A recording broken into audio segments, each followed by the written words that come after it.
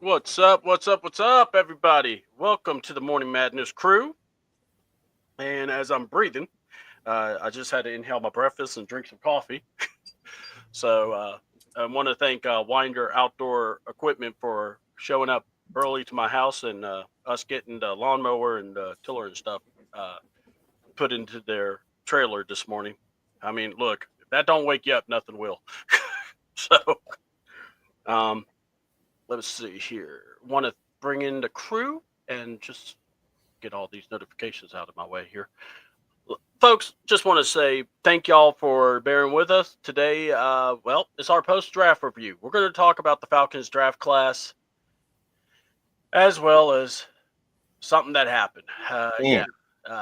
We nailed the draft, but we also nailed some stupid shit. So we'll talk about it. Love the Undertaker. Must love Mark Calloway. Amen. All right, so we'll talk about it. Want to just throw it around the horn here, style. Let's go over. Want to introduce everyone.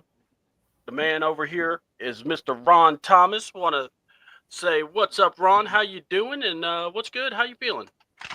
I feel good, but I'm about to go There you go. in. I know. I know. I know. I know. I told you you could. All right. Let's also welcome in Miss Carrie. Welcome on in, Carrie. Good morning, guys. Happy Good to be morning. here. Morning, morning. And of course, folks, this man is a revolutionary. He's a visionary. This man needs no introduction, but he gets one because the wise man has told me I must give him one. He is Ladarius freaking Brown.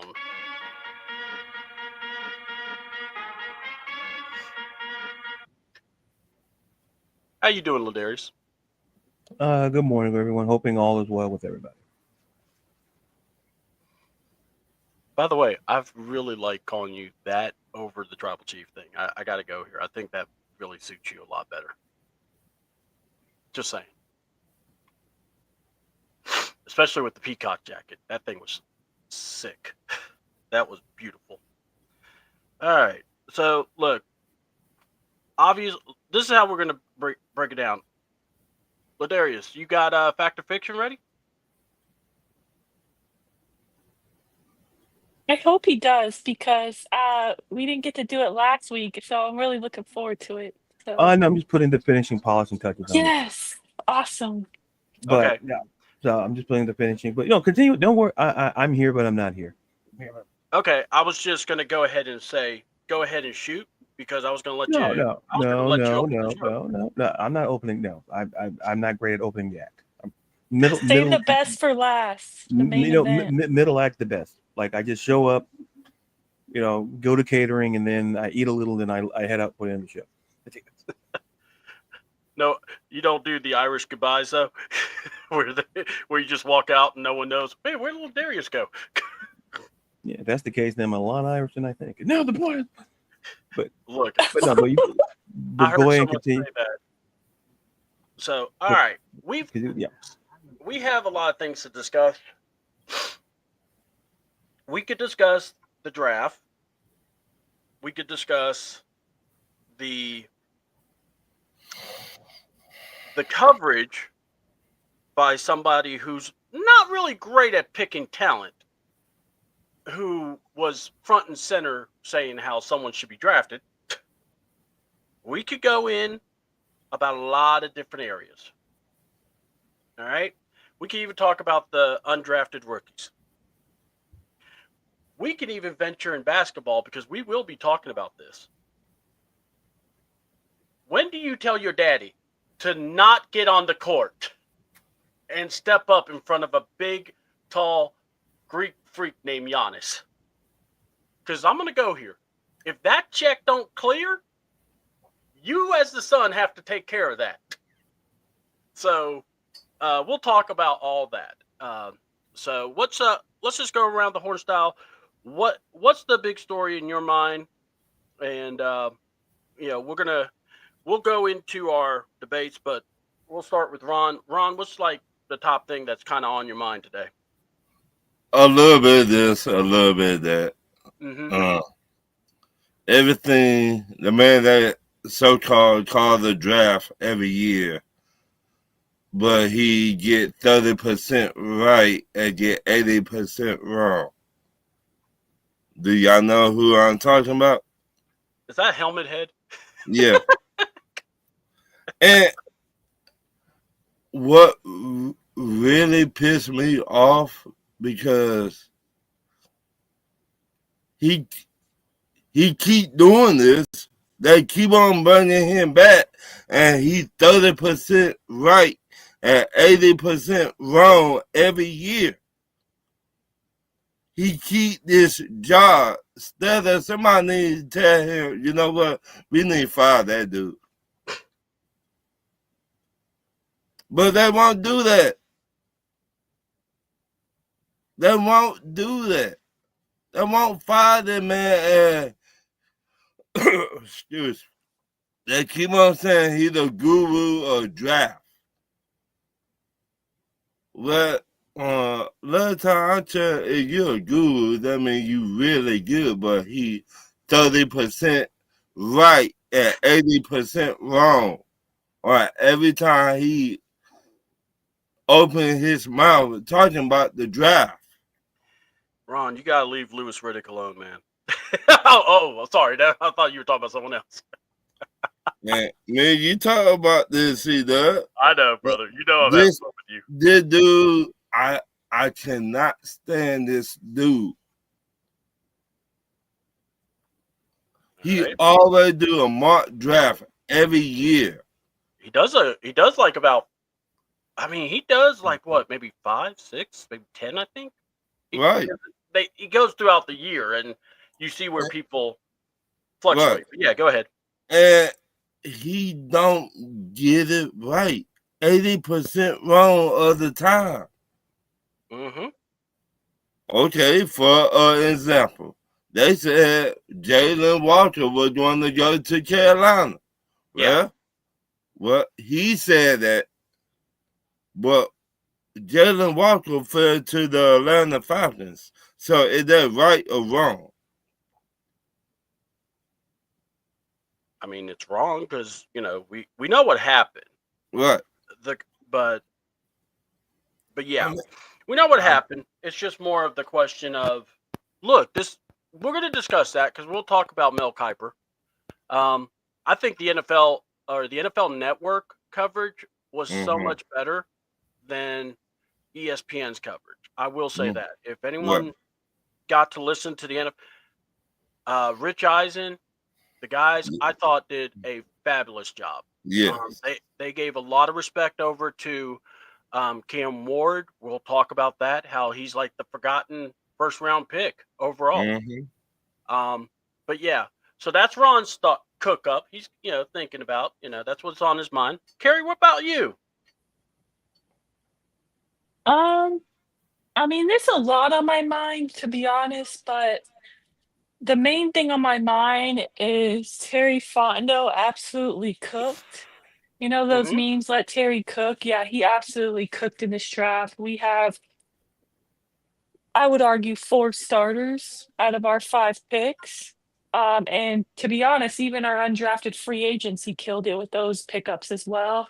I could see probably 2 of them making the roster, so maybe more. But Yeah. I know we're going to talk about the draft, but that's the forefront of my mind is like, wow, we absolutely killed the draft. Like we not only, hit on needs and filled positions of need, but we also got best players available, day 1 starters. I mean, yeah, I'm very happy with the draft, but unfortunately the other thing on my mind is it's being overshadowed by this whole prank call. So that's the other thing on my mind, to be honest.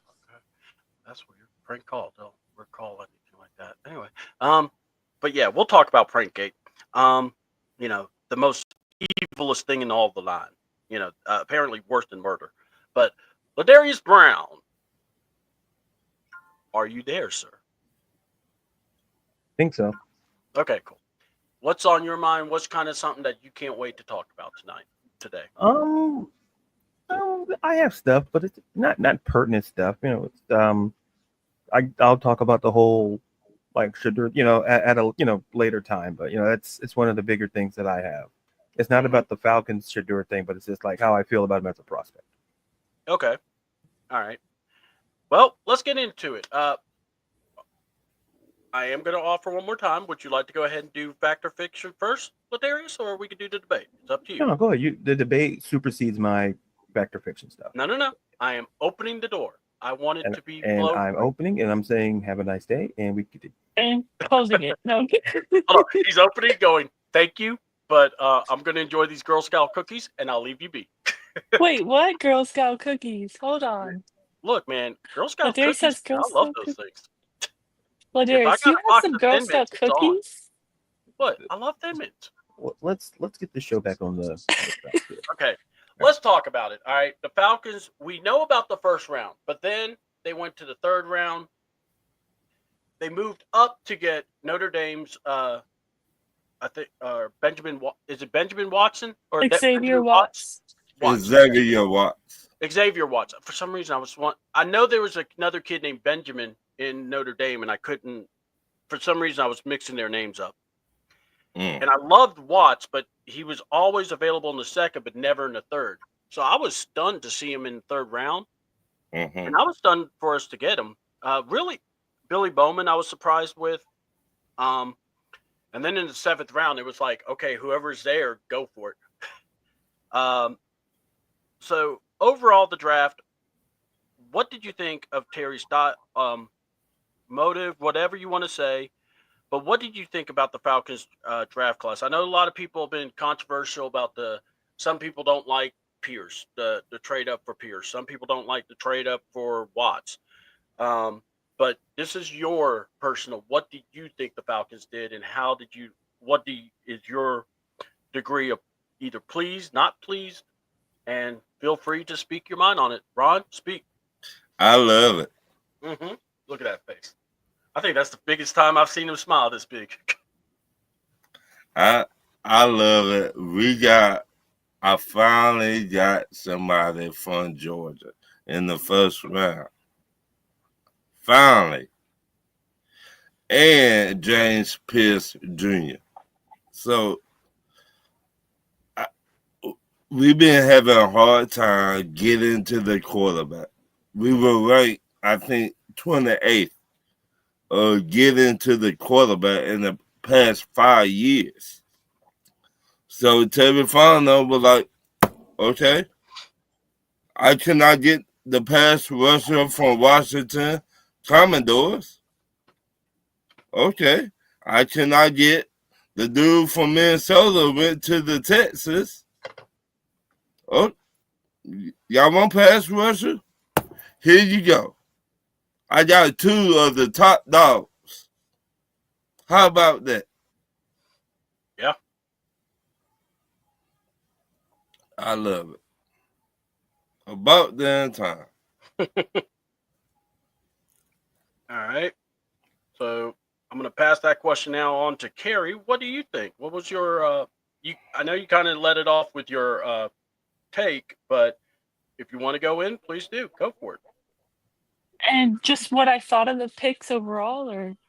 Well, what do you think? And, however you want to take the question. If you want to go a little deeper, you can. You know how, we flow. Yeah. Okay, cool. Yeah. I absolutely, like I said, I loved it. I think Terry literally hit the ball out of the park. I mean, the past drafts, there's always that one pick, maybe 2, 3 that you're like, wait, what? Why did we pick this guy over this guy? This time I did not get that at all. I didn't get that feeling. I feel like he absolutely cooked. Like he went defense times 4, right? And took best player available, took need, and we just got great value. Like you said, Xavier Watts, a lot of people thought he would be like a earlier round talent. I mean, we even got Kobe Bryant as an undrafted free agent. I really didn't realize he was going to go undrafted. That was very surprising for me. I just feel like he absolutely killed it. Honestly, I'm very happy. I'm not upset with the trade up. Initially, when I first saw, my immediate reaction when I saw that we traded up, I was like, oh wow, we're all in, which I believe that's how Terry should be, right? With his job on the line, he doesn't have an extension. I get it. Like, you need to fix this defense, go all in, Mhm. right? Because to be frank, like, it either James Pierce Jr. hits, and if he doesn't, it won't matter, because next year, if we don't make the playoffs, if we don't make a good little run in the postseason, it won't matter to Terry because he won't be here. So he doesn't care about next year's first round pick, in my opinion. We'll either be good enough or he won't be here to find out. So for me, initially though, I was like, wow, that's pretty rich, a first round pick, for next year. Initial reaction was like, okay, that, Rams won the trade. But then as I really started thinking about it, it grew on me, minutes later. I was really thinking, you know what? We essentially took our first rounder for this year and our first rounder for next year. It's Yeah. almost like we took a loan out, like basically we need to be good. We need to get to the quarterback. We need some pass rushers, some guys that can, get to the quarterback on defense. And we haven't really had that. Like Ron said, one of the worst in the league in sacks last year. I think we finished second to last. So yeah, I thought about it. I'm like, you know what? This fan base needs wins. This front office needs wins. So whatever it takes at this point, I feel like it grew on me, and then I understood why he did it. Because like I said, if we don't win, he's not going to be here anyway next season. So Yeah. I'm happy with it because we really got two, arguably top 10 players at 15 and what was it, 26 that we took Pierce. Mhm. So, Yeah. I mean, great value again. So, yeah, I'm not complaining. I think it was great. I understand where some people might be like outside of Falcons fans. I understand why some people are like, oh, yeah, that was like a stupid trade, only because from their point of view, the Falcons have been picking top 10, top 15, right? Like the last how many years? So they just assume that's going to be the same-ish different year, right? So they think next year we're probably going to be picking top 10, and instead of picking top 10, we gave it away. So I understand their point of view, but I argue that I hope and I think that they are wrong. Yeah. All right. Ladarius, what say you about the Falcons draft? Sorry about that. You're gonna sip of water. I just echo what everybody else said. It was a great draft. It was a draft that addressed the immediate needs, which had to be done. I think Carrie and I think alluded to, like, this is an all-in draft. This was an all-in situation, and this draft reflected that. Especially, obviously with Walker and then with Pierce, Xavier Watt. You're getting guys that can start day one, and I think that was the ultimate goal going into the draft, is drafting guys who can start immediately, because you can't afford to put these guys on the bench. You guys can't you can't afford doing that. And so that's one of the things that I took away with. And then, looking at the undrafted free agent, there was a guy that I liked that we picked up. It was Nick Nash, the receiver out of San Jose State, excuse me. Yeah. He could be a guy that, obviously could be like a special teams guy, but he's a guy, I believe he led the nation in receptions and yards. I think he was our top 5 at least.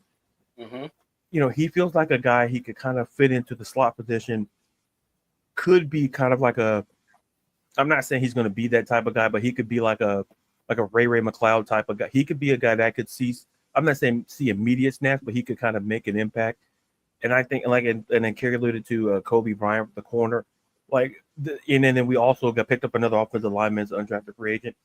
And I also like the pick that we made with the kid from Wisconsin as well in the 7th round. Mm-hmm. So it's all about absolute value. So I personally walk away with this being a more confident team and more confidence based on how we drafted, because I think things were addressed, and it goes to show you, like, I'm not big on draft grades because people grade. I've seen A grades, I've seen C grades, and I'm like, you got to focus on the need.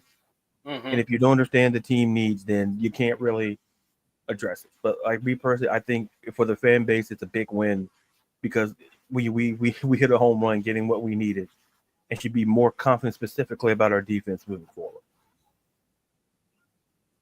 Can't argue that, man. You hit it right on the nail. I mean, heck, I don't even need to worry about speaking on this one. But I will say this as a fan. Hold on, I need to check the comments. My bad, people. Got it. All right, be right back. Okay, y'all are good. Go ahead, Ron, and then, or what were you gonna say, Ron? I'll be right back. All right, what is it? This is the Morning Madness crew. This is Mr. Someone. We basically talk Falcons football. We discuss other sports too, because if it catches our eye and we want to talk about it. This is where we do debates, we do fact friction, we have a good time here. So just pull up a chair and enjoy, my friend. So, all right, now as I do that commercial, my thought of the Falcon draft, I was pleasantly happy. I mean, I was pleasantly pleased. It was like, it started with the first pick because, look, say what you want about the Falcons. And I really wanted to know what would they do, because I did read a lot of stuff where they really like James Pierce. And in my head, I'm going, I would love him, but I would like work on, maybe see if he falls to the second, maybe. I don't know. Because what if Jalen's there? Well, here we go. We had that moment. And they picked Jalen. And I was stunned. But yet I wasn't, because what has Terry always said? The best available. Or the best, And this guy was the best. And look, say what you want about Georgia.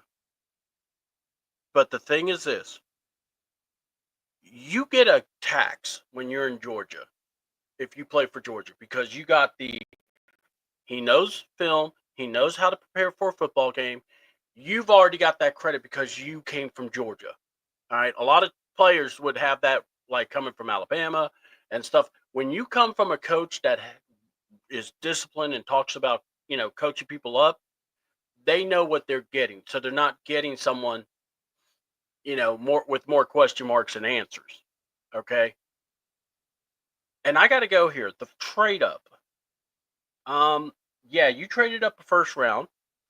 Was it a bit expensive? It may have, but my thing is, did you want the guy? Obviously you did. And here's the deal. It's a area of need. We needed a pass rush. Here's what I'm going to say. If this works out, we're in the playoffs. If this works out, the draft pick ain't going to hurt us. It'll be a later pick, because this is a player that can really, really turn something if he puts the work in. That's how I'm going to say it. I like James Pierce. When I did my mock drafts and I traded down, I would always have in mind to be getting him in the later rounds, or later in the first. I usually would get him by 26, which is funny. That's where we did with the Rams. But I really am excited about this. I think every player, even the 7th round pick, you could say I could see them playing. That's huge. And that's how I see it. I really do. I really like this. I thought Terry, did he have to trade some assets? Yeah, but you know what? Like Harry said, if he doesn't hit, he's out. So, and I'm trying to think, should I ask this in a question form, or, yeah, you know what? I will. I'll save this comment for a question, and we'll go from there. Let's talk about that undrafted free agency, or the undrafted free agents. Kobe Bryant and Nick Nash. I was stunned to see that those guys were with us. Not stunned that we signed them. I was stunned that they didn't get drafted. Like I said, all in all, when I think of the draft process, I think of the undrafted free agency part of it. Man, Terry really did do a good job. And is everyone back? I just want to make sure. I think Ron may not be, but we can always go back to Ron. So, Carrie, hold on, make sure I got everybody I'm here. here. All right. All right, cool. Carrie's here. Ladarius, you there? I think so. Yeah. Okay, cool. All right. I mean, if I'm talking to a different Ladarius, just tell me so. So here we go. But this is kind of a question we're just throwing in there. This draft, I don't see it as having more pressure on the draft class. I see it as the ones that are already on the field. You better step up or step aside. Is that how you feel, or why? Because honestly, this is a lot of talent coming. Even if it is, let's just say we know it's just 4 guys, and we'll add Kobe because I'm stunned that he didn't go drafted at all. But what do y'all think about this? What do you think? And then we'll go to me. So we'll start with Carrie since Ron's not there. In regards to Kobe Bryant, In regards to just the starters, because like the defense that we have now, do you feel like now, if anything, this is more of a wake-up call because now we have guys that are coming out or that got drafted that literally could take a job?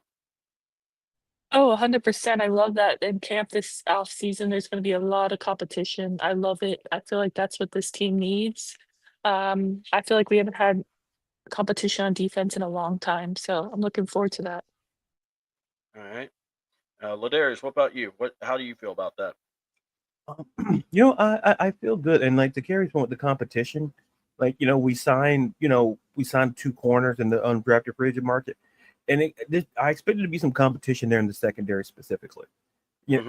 It's going to be probably more so on the defensive side. I kind of feel I think offense things are kind of set. You're just looking for maybe depth, and maybe or for that situation. But I kind of feel that I think the secondary is going to be something to watch entering OTAs and training camp to see specifically that secondary and see how they kind of move forward with that. All right. I got to tell you, if I'm Troy Anderson, if I am trying to think of all the names here that I actually had thought it in my head while I was watching all the draft coverage, but if I'm Troy Anderson and if I'm Ebiketie, Malone, that's been here for a while, and even the secondary guys, I'm looking at this going, oh, I better bring it. Because if I don't, these guys are coming. I'm telling you, watch it. When Jalen Walker comes in if they play him at linebacker, I'm not as nervous as I am when we go against tight ends. Because this guy will be able to. I feel very comfortable with the defense in his hands. I really do. If you watch some of the Georgia games, he was calling a lot of shifts and a lot of formations out. So he's very active. He's very knowledgeable. He works very well with coaches. So I can't wait to see this guy play. I dare say, and this, if you want to debate it, we can. Where I remember Matt getting drafted, or I remember Michael Vick getting drafted. I remember when Matt got drafted, and I remember Julio. I think Jalen Walker will be that kind of era of the draft class, as in you'll remember when Jalen got picked, because this is going to be the face of our defense. That's just me. Now, if y'all want to say that, it's up to you. But like I said, that's me. Okay, let's discuss it. So, Ron's back. I'm sorry about that. You good? No, you good? Because I was about to move on. But what? This is a question I just asked, so now I can bring it to you. What do you think about about this draft class? If you're other players, do you feel like is this finally the draft class you could go? These guys could take their jobs. Yes. And how do you feel about that? Go for it. Troy Anderson, bye. Deuces, you more at Grady Hospital than on the field. Bye. we should be able to get a a loaf of bread for Troy Anderson. But this draft class to take anybody's job just by being drafted. They don't even got to step on the field yet. Yeah, and I love it because competition brings out the best in everybody. It should. If you don't want to compete, then you're at the wrong place. Oh no, I'm with you. All right, let's talk about let's talk about the coverage. We had ESPN covering this. We had the NFL Network. I chose the NFL Network. I don't know what y'all watched, but man, a lot of people did watch ESPN. Shedeur was a big rating draw because he wasn't going, or he was sliding, slid all the way to the 5th round. All right. And yeah, there was a whole lot of reasons why, whole lot of reasons, whatever. So we're not going to discuss the prank gate just yet, but we're going to discuss the slide and also the Mel Kiper in this, because this is why I think a lot of people got aggravated with it. But what did y'all think? And he ends up going to Cleveland, but man, Cleveland's draft is you kind of look at it and you're going, if there was ever a draft pick that the owner demanded you to pick somebody, I think we saw it here. That's my impression, but y'all tell me what y'all thought. Ron, go ahead and let's talk about it. I think this Cleveland MO, they always do this. Remember, a while back, a couple of years ago, they drafted Johnny Manziel. Yep. He brought the same. He brought the same attention to the Cleveland Browns, in my opinion. I cannot speak for everybody else. He brought that cocky attitude, and he thought he was the shit. Did he work out in Cleveland? Hell no. I say this. For the past 50 years, how many quarterbacks Cleveland had? I think they said since the new what was it? Give me a minute. I think they said since Cleveland came back after the Browns went to become the Baltimore, that they what was it? 44 quarterbacks, I want to say. Right. I may be wrong, but it don't work out for Cleveland. They just have a hard time drafting a quarterback, talent wise. And if they do draft a quarterback, well, they did have a long time ago, and he retired now. Back in the day, they have a hard time putting players around that quarterback to make he look better. Yeah. So. Okay. So let's see. Carrie, what do you think? Or, and everything about all the Shedeur Mania, the ESPN, or coverage. I don't know what coverage you watch more of. I'm just, that's why I'm opening up to this. Hello? Yeah, I mean, yeah, sorry.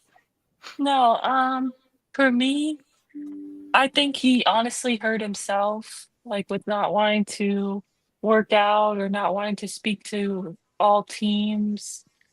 I think a lot of teams didn't want to touch him for that reason.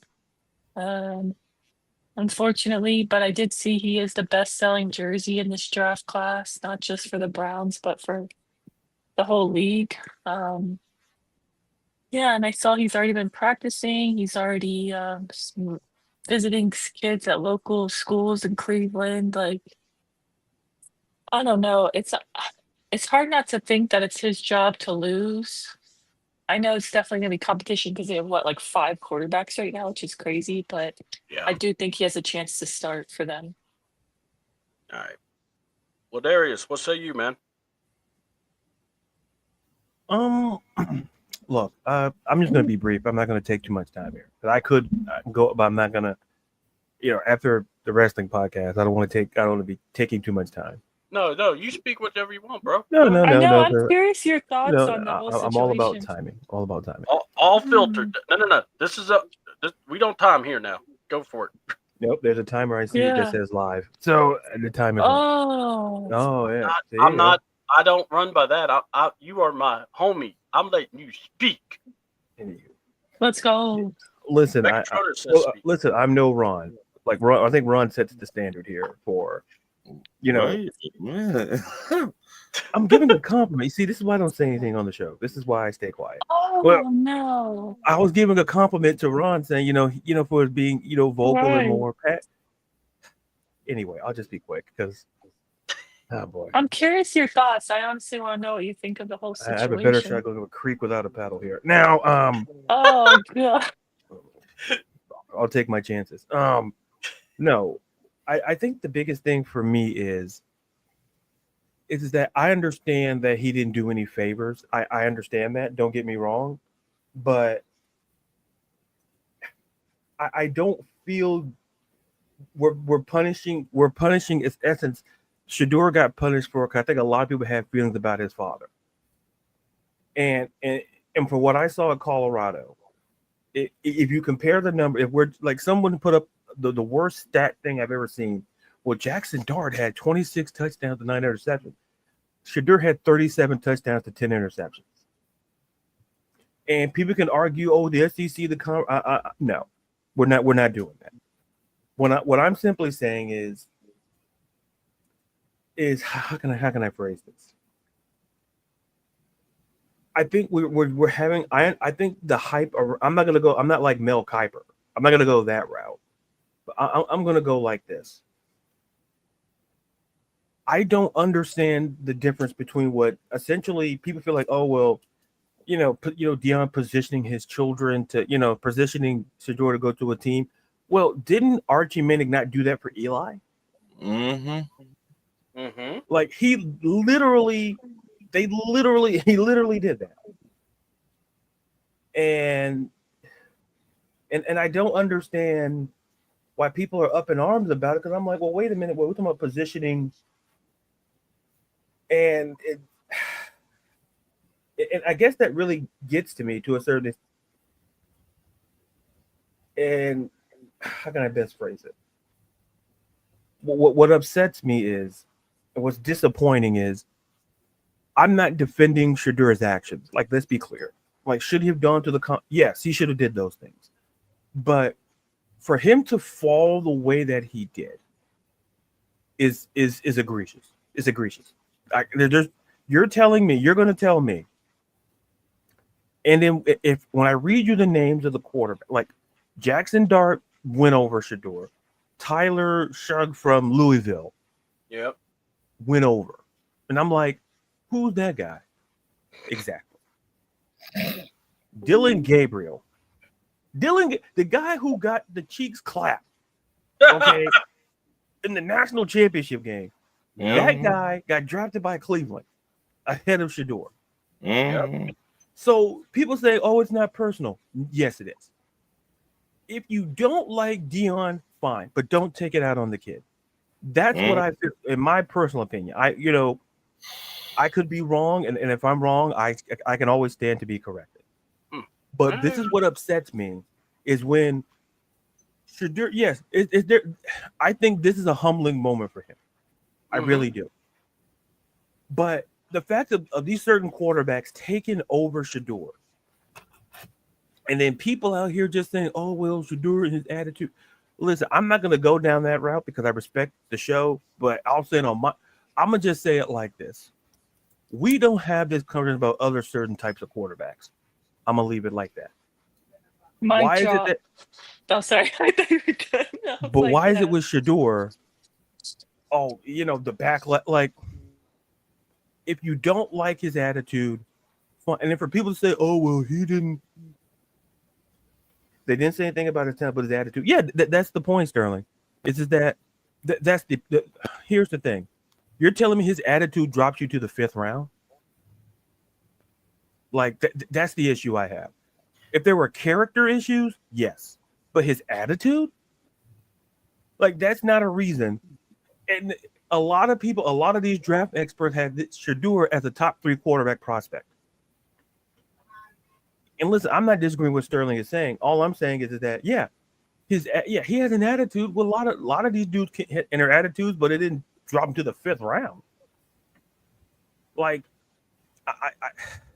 it's upsetting. And the reason why his jerseys are selling, because you know why? Because people support Shedeur, and they're like, they can. To me, I don't know how you justify it. And like, yes, they drafted Dylan Gabriel and then Shedeur. That's a soap opera in itself. But Yeah, that's crazy, right? It Gabriel in the 3rd, Shedeur in the 5th. I was very surprised by that. I was like, you're really doing this? I didn't think you would. I mean, I get if you were going to draft. My thought was, if you're going to draft Shedeur, you go ahead and do it. well, yeah. I'm not. Look, I'm not a Shedeur No, guy. Darius makes a great point, honestly. I I was I shocked. I thought Shedeur would go to the Saints or At the 9. Giants. Yeah. Yeah, and then Sterling is backing up what I'm saying. That he was what you want confidence in a quarterback. How attitude should not drop you to the 5th round. Okay. Right. And to your point, Ladarius, when the Giants didn't initially take him, but then I think they traded up, and I think it was day 2, I believe. I was like, okay, yeah, they're taking him now. No, they just still didn't take him. I was like, what are we doing Yeah, here? they took Like, Jackson it's Dart. crazy. I can Yeah. understand maybe him falling a little bit, Yeah. out of the But- top 10, but when he kept falling and falling, I'm like, this is nuts. Is he gonna go undrafted? Like, I couldn't believe it. Yeah. But Okay, go ahead, Ron. but I know this: the Giants don't never draft a black quarterback. See, I if I can interject, if you don't mind, if I can interject. Go Yeah. ahead. I'm not going to say race is the whole issue. I think listen, I know people are Giants fans. I'm not going to trust an organization who gave a whole bunch of money to Daniel Jones and drafting him, and Daniel Jones is a backup in Minnesota. Thank you. I'm not Well, going no, to. you would- Brian Daboll had the nerve to sit up here. Oh, Shedeur had a listen, pal. Y'all took Daniel Jones, and Daniel Jones is somewhere else making money as a backup. And by the way, you paid him over some guy named what's his name? Saquon Barkley. So I'm not taking stock in what the New York Football Giants got to say about the quarterback position. I hope Jackson Dart works out great. I really do. I don't want to see kids fail because they exactly. So I'm not going to listen to a coach who's going to sit there and tell, oh, Shedeur had no. You're upset, and this is the problem. We confuse cocky with confidence a lot. So, like I say, we don't have that. Listen, all I'm saying is we don't have that issue when it comes to certain types of quarterbacks. So true. Like, Darius, and to your point, like about letting Saquon leave, isn't that the same video that went viral of the son saying like, "Oh, I forgot who it was that he wanted him to Jalen draft," and yeah, Daniels. and he didn't listen, right? And then they I'm like, man, let the kid run. Right, No, let the kid Right. telling you, hey man, you need to take, bro. The kid told you to take Jaden Daniel. I don't know. Yeah, that's your problem. That's why you should have a job. The kid knows. Listen, when other people come do your job, it makes you expendable. All right. And I took up too much time. I'm gonna just leave it like this. When it comes to Shedeur, like Sterling echoes what I've been saying. You want a guy that's confident. Like Deion Sanders admitted to his own daddy admitted they didn't do enough to protect his son. Shedeur took some hits, but yet when he was able to step in that pocket, he made some throws. And he didn't have an offensive line. And then people have the nerve to throw up Jackson Dart stats and tell me that's the better option. And then you're telling me it's the attitude, but yet he's just a confident kid. Yeah, they said this. Yeah, Baker having. Yeah, this is the listen. All listen. All this is adding to my point. They said about certain types of quarterbacks. Yeah. When they said about another certain type of quarterbacks, oh, that's confidence. That kid's going to be great. They say about another certain quarterback, it's cocky. It's disrespectful. Why? Why is it disrespectful? Like, I'm not the one to go there, but we can go there because listen, Sterling just made the point. Right. Baker Mayfield coming out of Oklahoma. This was the same guy that planted the flag. You know, planted the flag. I forgot where it was at, Kansas or somewhere. It was Oklahoma. Oklahoma. Yeah. When he was at Oklahoma, I forgot what he planted the flag. But I forgot he did it on somebody else's field. He might have did it on their. I can't think of the field. Texas or something. Yeah, I could remember the name of the field. What's up, Ryan? But yet, what's up, Brian? What's up, Ryan? Here's the problem. But yet, he still went number one overall. And having these same conversations. But yet, like I say, when we talk about certain types of quarterbacks, like why in the world did Lamar Jackson fall late into the first round? Why? Because we label people. We label quarterbacks. We give them the wrong type of label.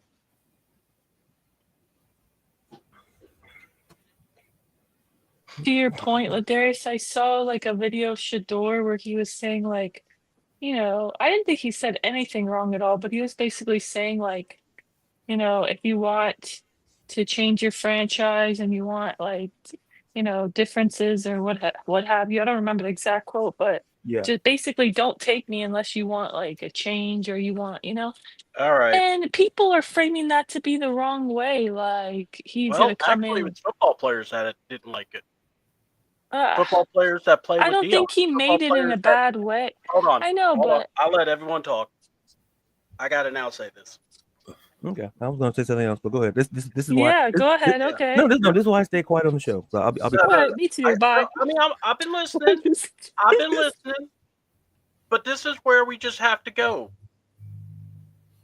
He ran his mouth. His daddy ran his mouth. And then here's the thing. All right.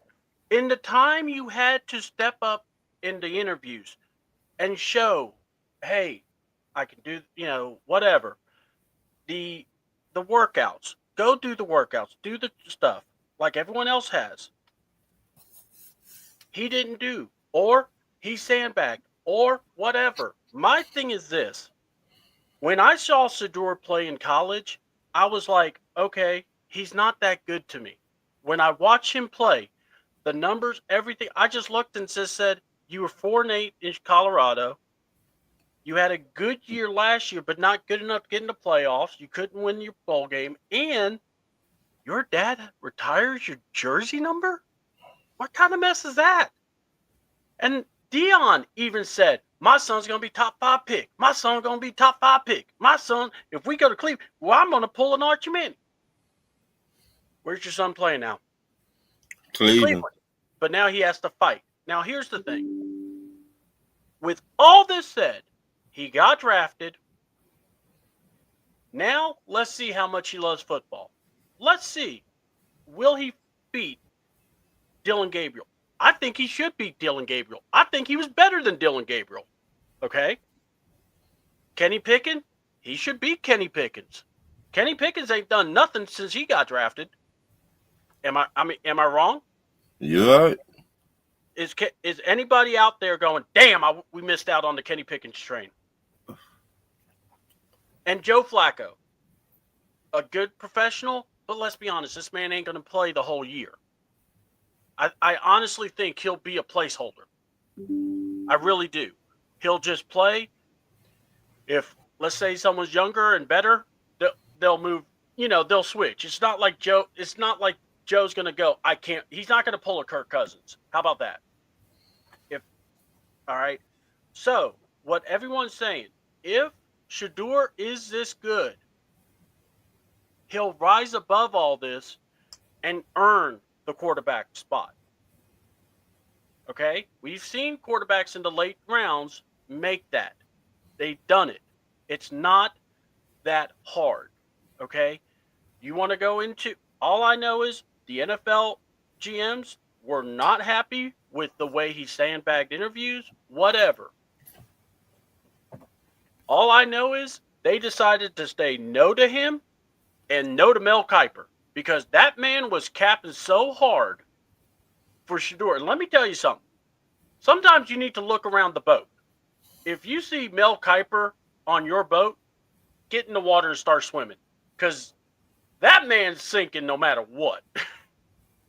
So, and just to get far away from that man, okay? Morning, Christy. How you doing? So look, I felt like me personally, if I was running the draft, I thought Shedeur should have gone second, third round. He didn't. I was stunned. I was also stunned because I'm going, great, now we got day 3 and we got to hear about this. And then he went another round. But it happened. So my thought is, okay, what are you going to do about it? You can't cry about it. You can't kick your legs. And people are losing their minds. People yelling conclusion. Look, sometimes the interview process is just as important as what you do to get there. You ticked off the GMs. You ticked off the decision makers. Now, you had one owner that to do it, and I think it's more for the publicity because, let's be honest, if Jimmy Haslam is drafting you, we already know about his decision-making. Deshaun Watson, may I say? You know, we talked about, Manziel. If anyone's got a fight on their hands, it's Shedeur. But now let's see what he can do. I think he can win the quarterback job. That's the crazy part.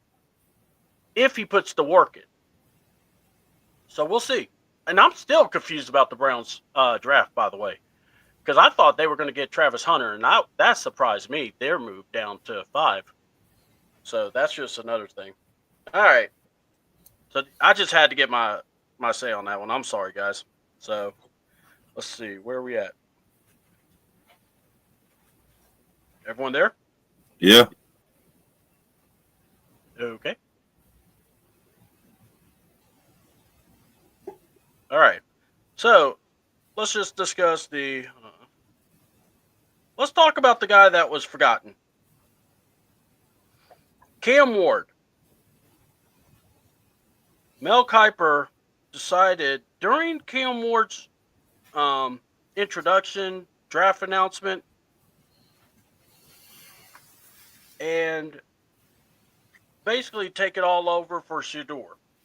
Now, these are some of, again, the problems if you have one person, but my problem, I'm not even going to bring Shedeur on it as in he's the reason, but I'm going to go here. When an analyst does that, someone needs to pull the plug. Someone needs to pull that man's mic because it's about that kid who got picked first. And I was hearing a lot of people getting on my case because I said I was mad how ESPN treated Cam Ward when he was announced as the first pick. And they were still talking. And they were like, well, Shedeur's the bigger story. Bigger than the number 1 pick of this draft? Who, the story of the kid, he was a 0-star, earned his way, worked his way to being a top pick. Did we forget that? Or am I tripping? So, I mean, that it's my question, but what do y'all think? I mean, what was your thought about that? Because I felt for Cam, but, I like Cam Ward. I like the pause he brought to the game. I like his fight mentality he brought to the game. I like everything about that kid. Now, this is the problem I got. Mm-hmm. The team he went to, the head coaches, that can't. I mean, yes, they did it with Joe Burrows, but now they in Tennessee. Can they do it with Cam Ward? You see what I'm saying? Can they really show Cam Ward how to win, how to succeed, how to act like you is in the NFL? Mm-hmm. Can they prepare the man to the next level? That's my problem.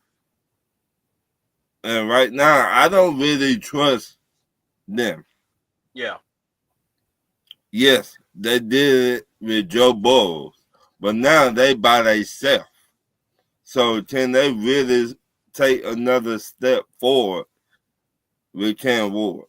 You got your quarterback. Mm-hmm. Cool. Now, can we see more out of them with Tennessee to prepare the man to succeed in the NFL? That's what I got. All right. Carrie, what do you think? I really like Cam Ward, honestly. I like his story. I like him as a person. I hope he does really good in Tennessee. I think he has some weapons to work with over there. So, yeah, I hope he succeeds. I really like him. I saw the video where he was wearing like old school headphones, like wired AirPods, and everybody's like, "How come he's still wearing wired headphones? Like he doesn't have AirPods? Like you don't see people wearing wired headphones that much these days." But apparently, his grandma, who passed away, that he was close with, gifted those to him years back, and he just still uses them to this day. And I'm a sentimental person, so I really appreciated that. Damn. Now you told me that. That makes it almost feels like I'm being called out because I wear wired headphones too, and I'm Me just too. going, man. Now I kind of go, damn. You just that hit my heart. So Yeah, because a lot of people were like, when the video came out where he was arriving to Tennessee off the private jet, they're like, get this guy some new AirPods. Like, why is he still using, wired headphones connected to his phone? I guess you just don't see it that often. And yeah, it came out. I guess they asked him and he said, yeah, my grandmother gifted these to me. And then I'm over here thinking, like, I hope they don't ever die. Like, I hope they work forever. man, I ain't playing, man. That touched me. Right, damn. That yeah. Ah, blessing of a grandmother, I tell you. I mean, whatever. Hey, even if they die, guess what? He can hold on to them and know that that's from his grandmother, and he can still hold on to them. That's beautiful. That's God. I'm leaking. God. Yeah. What say you, Ladarius? Oh yeah. Well, I had made a joke in the private chat, but that's why I don't. Sorry. I'm sorry. I was No, still trying. like I said, after the I promised to limit myself because when I gave Ron the compliment and then it went, it's fine. I just limit myself to the segments and no. Well, Darius, I'm sorry. I was trying to wipe the tears out of my eyes, man. I was thinking about my family. Well, yeah, we can move on. We can move on. No, you good. You good. No. No. About Cam Ward, though. No, we can move on. I'm good. I'll save my thoughts. I'm good. We can move on. All right. Well, either way, that's a beautiful story about Cam Ward, and look, I'm rooting for him. I'm rooting for everyone that got drafted because this is a beautiful day. Everyone's there. Your friends, your family, your associates. So the main thing is you want to take the opportunity and do everything possible to be the best. Now, we're going to get into it, but before we do, I just think this will motivate. This moment will motivate, and I do too, Christy. If he's one of those that can pull himself up, yeah. And by the way, Christy says good morning to you, Miss Carrie. Oh, good morning, Christy. Good morning, Miss Pam.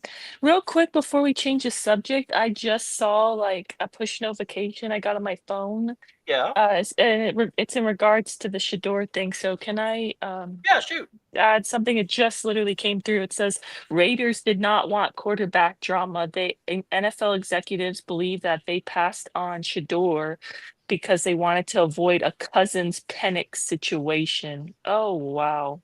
Wow. Well, Why are we being thrown into this? you know what? That leads us Jeez. perfectly to what we did. God, that is funny. Hold on. Scratch Kirk Cousins off the Raiders list. Right? Like, oh wow. I was like, why the Falcons? Why are you bringing us up? But geez, I mean, I just don't get how that's drama, but I I don't mean, think every to be fair, yeah. it was drama because look what happened. Okay? Look what happened. We end up, you see what happened to us with. We'll discuss it. Kirk What Cousins do you has kind of, mean? Oh, okay. I'm talking yeah, about with Kirk Geno Cousins has kind of Smith. made us I'm immune. like, he's 34 years old. He'll be 35 years old this season. Like to me, Yeah.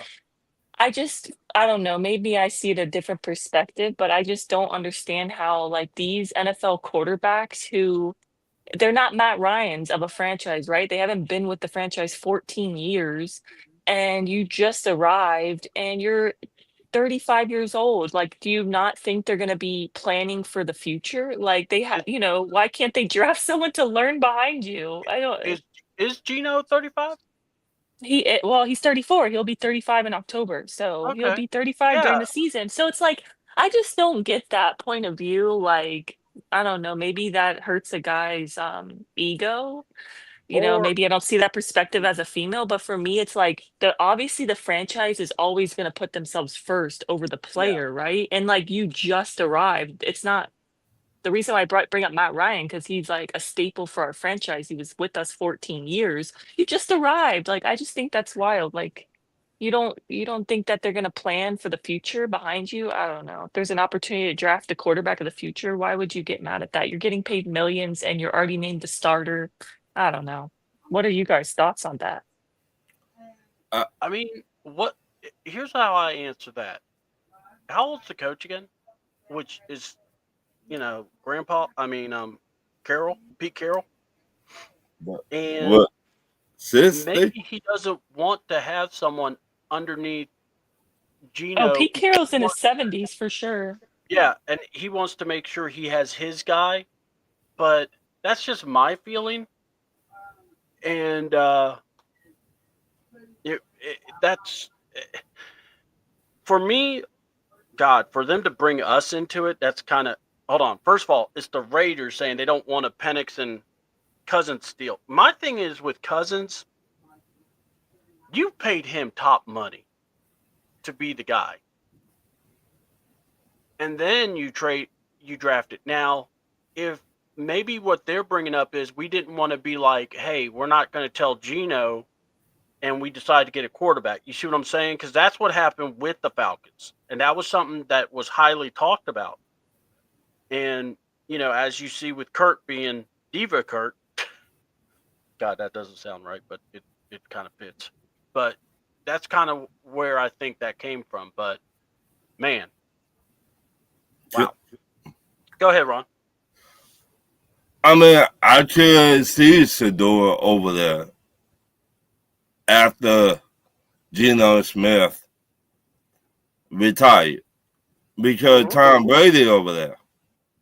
And I thought since Tom Brady helped Shador how to be a quarterback, basically, for so many years, that'd be the perfect place for him, in my opinion. I cannot talk about everybody else. I just go about my opinion. And when Pete Carroll said, "Nah, we don't want Shador over here," well, Geno Smith will not play forever, player. But AKA that Nick quarterback. Taylor.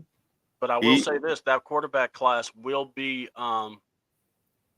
what was it? That quarterback class they're saying is going to be pretty big. That Arch is coming through too. I mean, I'm just saying. Can I also add one more thing I saw too that I forgot to mention is that um Robert Griffin III, I don't know if you respect his opinions or not, but I did see that he came out, I think yesterday, and said that multiple NFL head coaches didn't want to draft Shador out of fear that it wouldn't work out. Like maybe he was no longer be the starter or something, or it just wouldn't be a good fit. And then their job would be on the line because of it, and they'll get replaced by Dion. I never thought of it like that. What are your thoughts? Actually, that was also going around a lot too. I had See, not heard that before. Mhm. I don't think Dion will ever leave college. His Really? buyout's not that Okay. big, guys. Oh, That and buyout actually, you could buy him out. I He made it so. and the way Dion said it himself, he don't want to come to the pros because some of the players don't want to listen in the pros like they do in college. This his words, not mine. So with that being said, I understand what he's trying to say. I did talk to the college football players like young mans instead of talking to grown mans. You see what I mean? I really talk to the young man's trying to get to the NFL, so they will listen more than the players already in the NFL. My opinion. So, Well, I think college has kind of went backwards now because of the NIL, right. and it's also who's going to pay me. Hold on. Pete has to run the team and get players to buy into the system. And then we got Mark Davis still in charge. Brady is the minority owner. Arch has yet to play it down, and we don't know how. I agree with all that, by the way, Ryan. You know that. And Dion wants full control. He knows them grown men won't listen if he says something or does something they don't agree with. Yep, exactly. Look. There was a worry because Shador has had not been coached by anyone but Dion. But now, let's go back to the picture because everyone's asking, not the Undertaker. So, first of all, folks, we're about to discuss the most heinous thing you could ever do. So maybe we need to put a warning, a label to say, please, don't do this at home. But look, murder, killings, abuse, we're not making light of any of that. But if you prank call someone, you should get life imprisonment and an electric chair if you're lucky. Look, billionaires and millionaires cannot be just be violated by these worst prank calls ever. You are hurting their hearts, and people need to die because of it. Jeff Ulbrich may need to be on the chopping block for his son's evil, wicked ways. Now, with that being said, here's how I'm going to say this.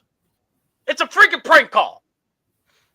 The other thing, and this is from C-Double, NFL, if you want to hear me out, you don't even have to send me money. Here's a free idea to the teams. When you contact said player, video call. We have the technology. Hey, you see me. I'm Arthur Blank. That's Raheem Morris. That's Terry. Look, wave, guys. Hey. We have that communication. We have that ability. Why are we calling people? So, that's one way to stop the prank calls. Because now you can't be like, hey, I'm from the Giants. Well, you don't look like the GM. You don't look like the pot-belly coach that I'm supposed to have. Who are you? So, video call. Just saying. Just use video call. Let's use our technology for good. And by the way, some of these phone calls, I don't understand how they can say they're the NFL because they sound horrible. I felt bad for James Pierce. I was like, Lord, is this man going to... I could barely hear him. He was so soft-spoken. But, so yes. So Jeff Ulbrich, defensive coordinator, the man that deserves to be shot by a firing squad. To some national, people that have no sense of humor. He should lose his job because his son was able to unlock his iPad. Let me tell you something. If I left my phone out and it's locked, my son can unlock it. It ain't that hard. All right. You know, he probably knows his dad. Simple code 5252. Bam. I'm in. Or whatever number he was. Or my birthday. Or his birthday. Whatever. So, first of all, I thought the prank call was just stupid. But you know what? It's a prank call. A lot of guys have been prank called. Tyler Warren was prank called. Cooper DeJean was prank called. I know another one was prank. A lot more players have been prank called. Mm-hmm. It happens. Does it suck? Yes. Does it deserve this attention? No. But again, Falcons nailing the draft, but we do stupid shit. And look at us. We're so happy. We are kicking ass. We look like we know what we're doing. And then we got this stupid shit right behind us. So, this is the only time I'm going to say this on air. So we get drafted 200, or we get fined 250,000, right? Mm-hmm. Look, organization, guess what? That's the stupid tax. Pay it, Arthur. 100 is coming out of Jeff Ulbricht's wallet. Now, Jeff Ulbricht's been a coach for how many years now? A long time. Okay. Homeboy's got some money. Let's not say he's not out in the corner, you know, with the cup going, arms for the poor, please feed my children. Please feed my children. Look at my beard. You can touch it. All right? He's not doing it. Now, by the way, that beard is luscious. Man, I need to know your beard care. That's all I'm saying. We can't win for losing. Look, so here's what I'm going to say.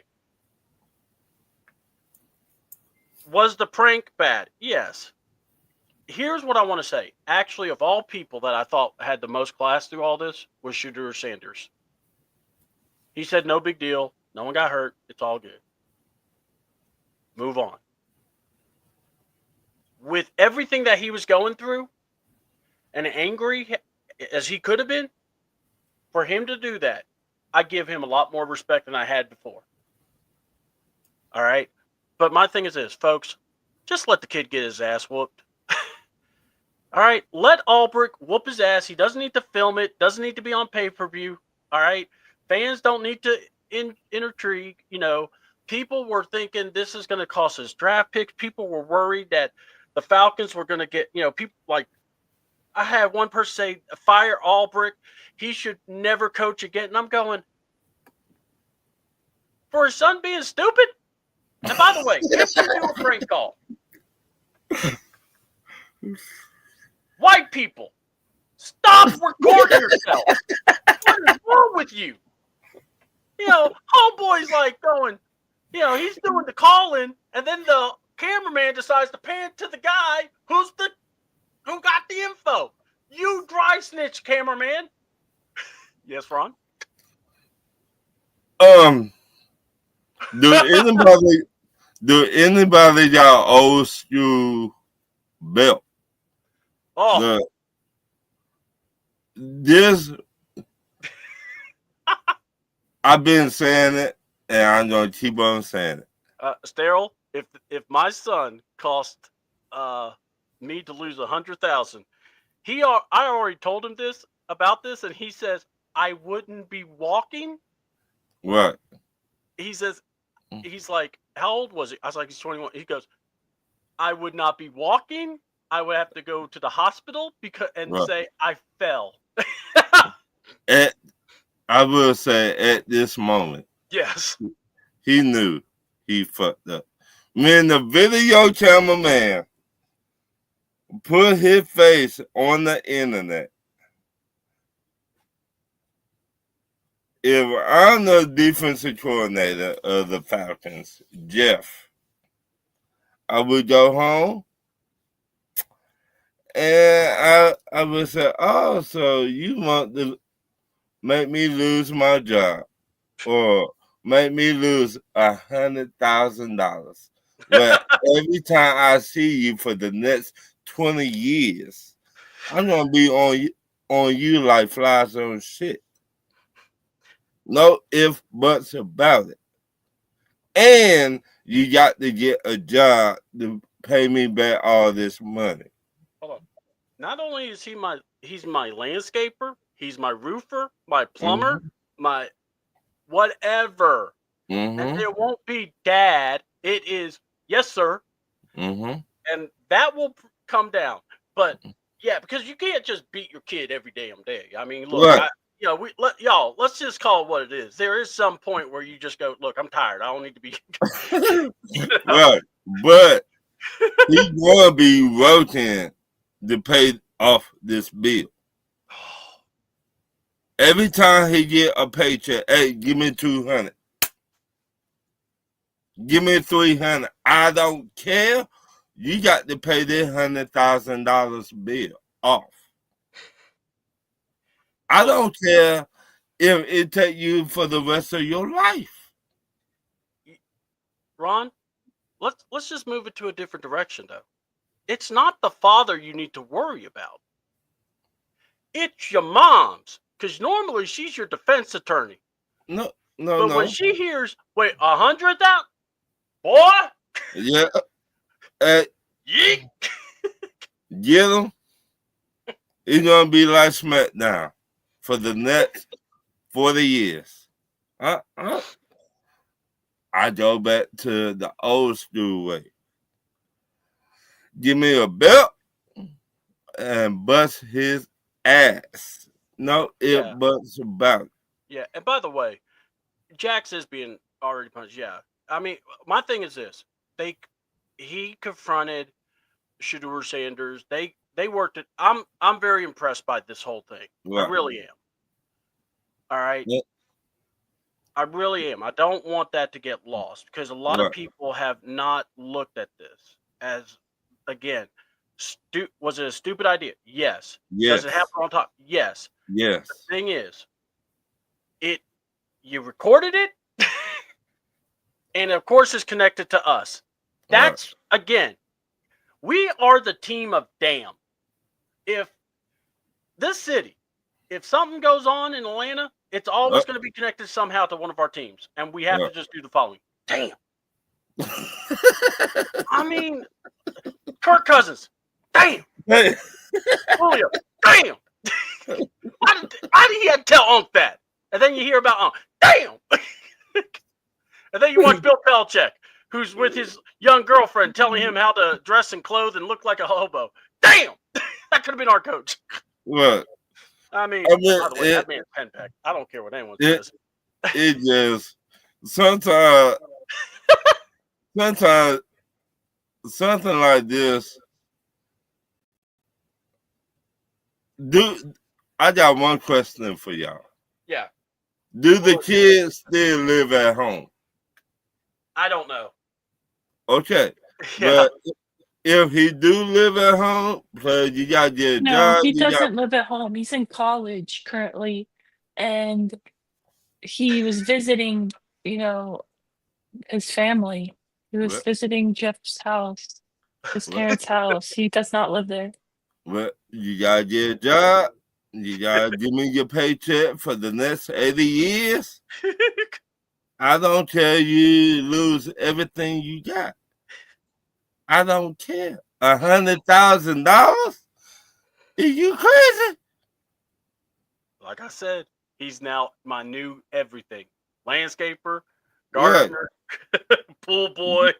Look, I don't care what time you got to get up early in the morning, but every day after school. But that's realistically not happening because he doesn't live in the same town as him. Honestly, he'll probably just maybe if he pays for his college, he's no longer going to do that or, do something that will affect him. Or maybe once you graduate college, okay, you have to be on a payment plan to pay this money back. Well, you better do something.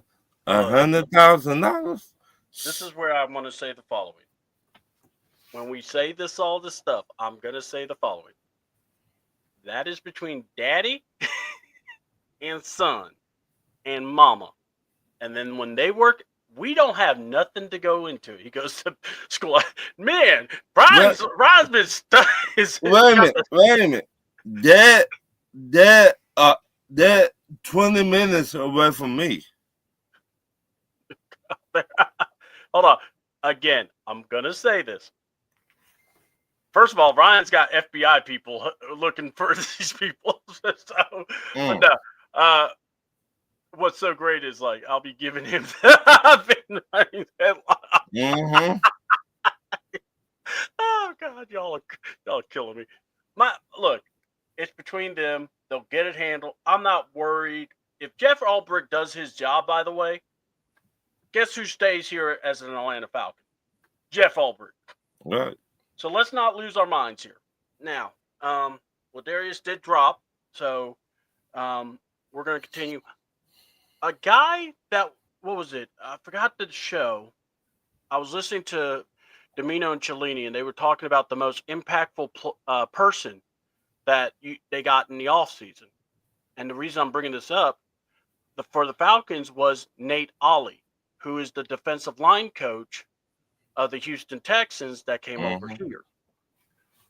And Domino was saying this man needs to make the picks for our franchise because he knows what we need. So, all right, cool. We'll just, this will be it, Carrie. I'm sorry. I just read that. What do you think about Nate Ollie and how he'll be involved? Because now you got these new pieces. Look, it's in everyone's best interest to make sure James Pierce, really everybody, this defense is upgraded to the max. So what do you think? I think they got Gary first, Ron, and then I'll go to you. I promise. Okay.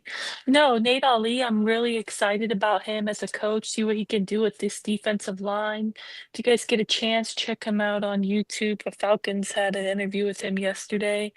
But yeah, he said that the Falcons D line will be an attacking front so that the players on that line can play more free.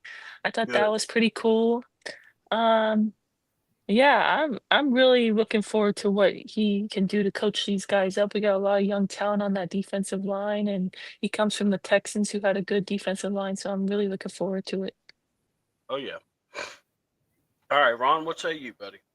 I think everywhere Nate Ali went or been, he turned that defensive line around. He went to the Colts.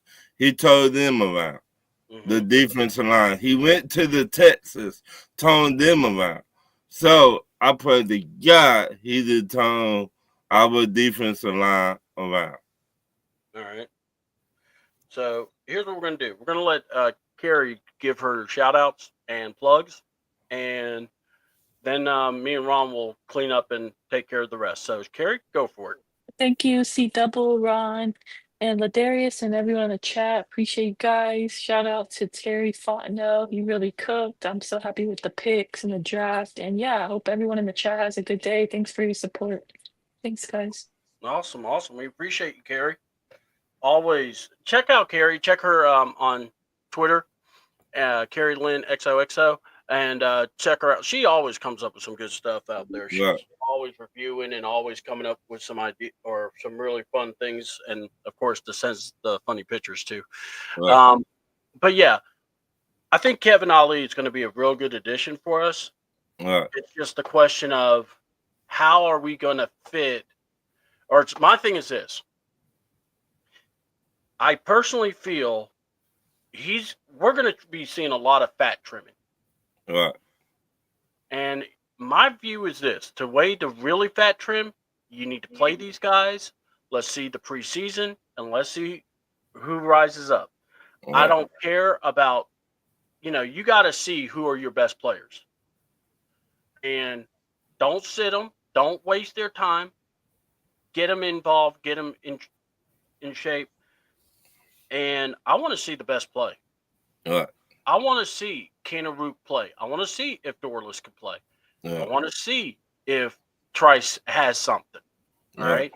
I know people want to bring him up, but my thing is this: you don't trade your first round draft pick the year if you're relying on Trice. Right. So I want to remind people that James Pierce has got to be that guy. I think Walker and him are those guys. Right. I'm intrigued to see how this defense gets worked around. Caden Ellis, I'm interested to see where he plays off of. And dude, I'll tell you, if it's me, it's like this. I'm moving Jalen all over the place. Right. What would you do if you had the choice? It's like, would you keep him in one spot, or would you just move him anywhere you can? I would move him everywhere. Mm-hmm. I would move both of them, Ellis and him, because both of them they do the same thing. Basically, you got a younger Ellis as a rookie. Yeah. Can we all agree on that? I mean, I think so. I mean, I think Ellis is going to provide a really good spark for the team. Right. Or Ellis is a good leader, but yeah, I think I think Jalen. Look, I've already said Jalen's going to be like head above. I think. Right. But I would move. To be honest, I would go to Georgia and ask Kobe Smart, how do you play Jalen on Walter? What did you do? What the secret? Go talk to him. Oh, they have to. Yeah, I think not only do you talk to him, you got to watch film. Right. I don't think it's like this, where some guys, they would tell you, oh, I just go get the guy. He would actually tell you the assignment. He would tell you, and I'm telling you right now, if he's that detail-oriented, working under Kirby Smart, Kirby demands excellence. I'm telling you, you're not even going to need to call Kirby because he's telling you how Kirby was thinking. So, yeah. It's like this. Jalen Walter is a difference maker. He that guy. Yeah. Like he's down 10 toes down. He that dude. He remember we were talking about the draft a while back, and I was like, Jalen Walter is a leader. Yes. When the last time the Falcons had a great defensive leader? Yeah. He that dude. You know, there's a difference between a great pass rusher and a great defensive leader. Right. And I found it great that we drafted him first. Right. Because, man, yeah. He is a leader. I mean, he one of those dudes. And by the way, go ahead. Right. By the way, shout out to Miss Pam then, because Miss Pam was at the stadium. Yeah. She was at the stadium when they drafted Jalen Walter. So I seen that, Miss Pam, so I want to give you your props. Oh yeah. I think it was Maggie, and I think Christy was also with them. The ladies of AFN, man, they're everywhere. Yeah. Gotta give a shout out to them. They keep on doing what y'all been doing, Miss Pam. Keep up the good work. Shout out to you and all the females over there. Yeah, y'all are killing it. I mean, y'all doing a great job. And y'all do a great job. Y'all break down the film, everything. I love it. Well, back to Jalen Walter. Jalen Walter is a difference maker. I like what Ryan said here, and because this is kind of what we're talking about. Jesse was that last true leader on defense. And we never could get that right. And I feel the same way.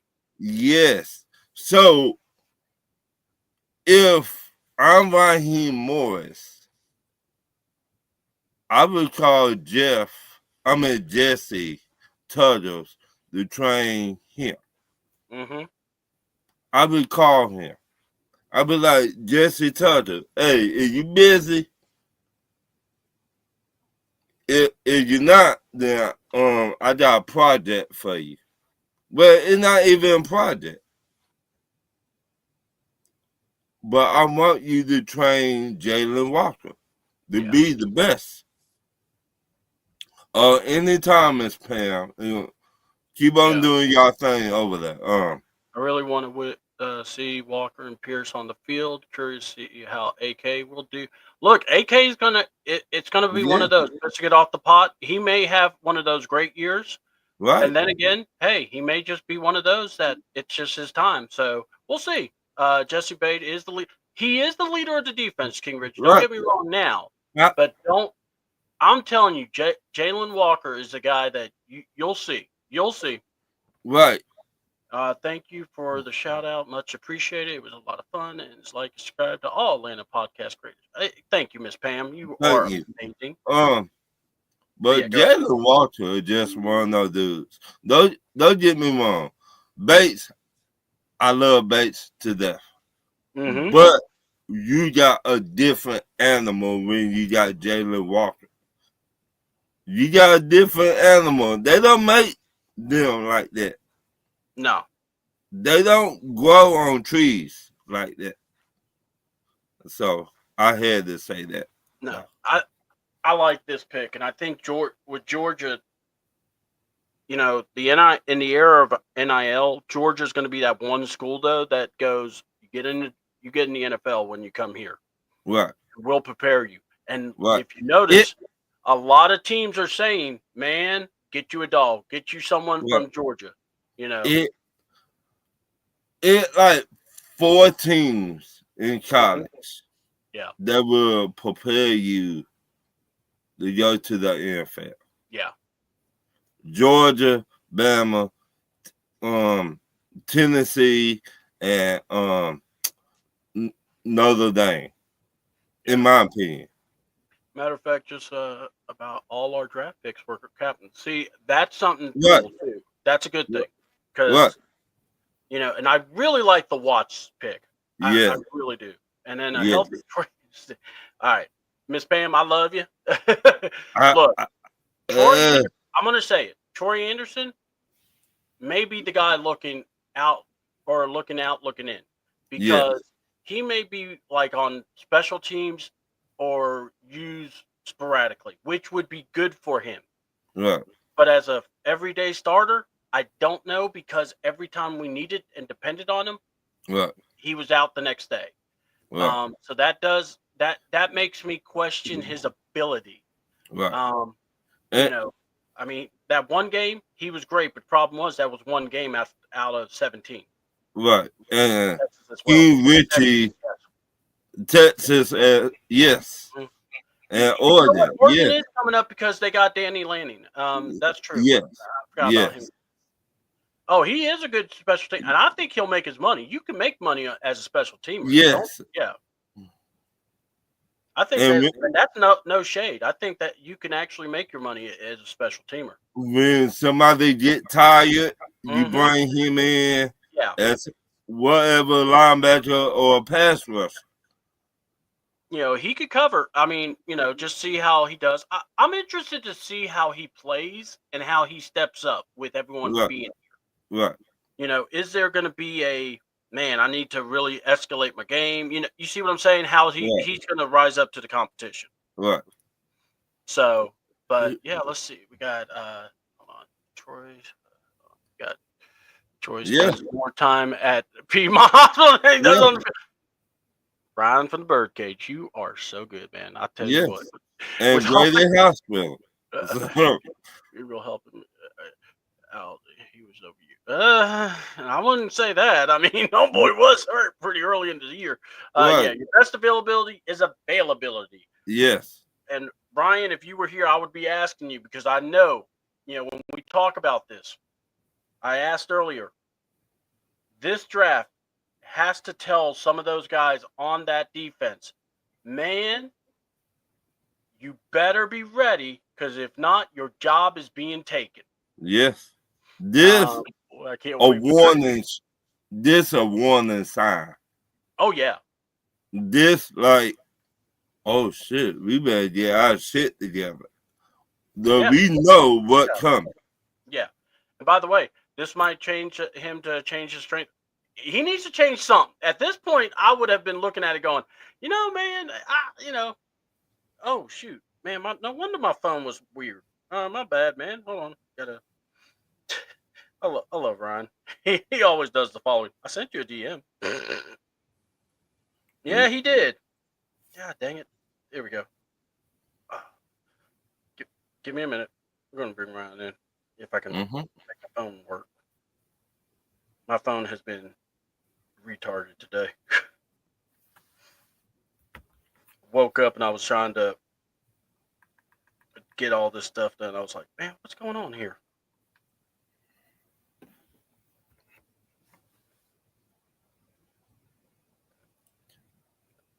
Mommy just start sending him a message, just tell him to come on in. Yeah. I keep forgetting.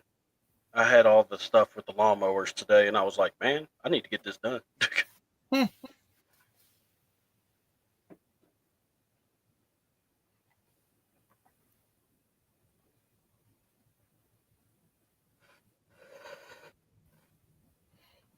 Oh, man.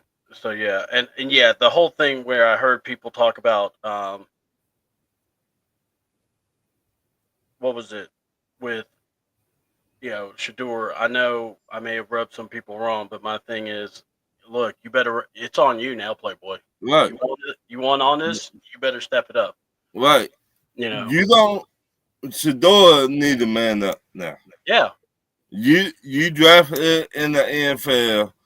Dion, his father not there, so this on you now. If like they said, if he want the smoke, well, you better bring it. It won't be easy. Not by far. It will not be easy. And trust me, some of these head coaches will make it hard for you to get that job.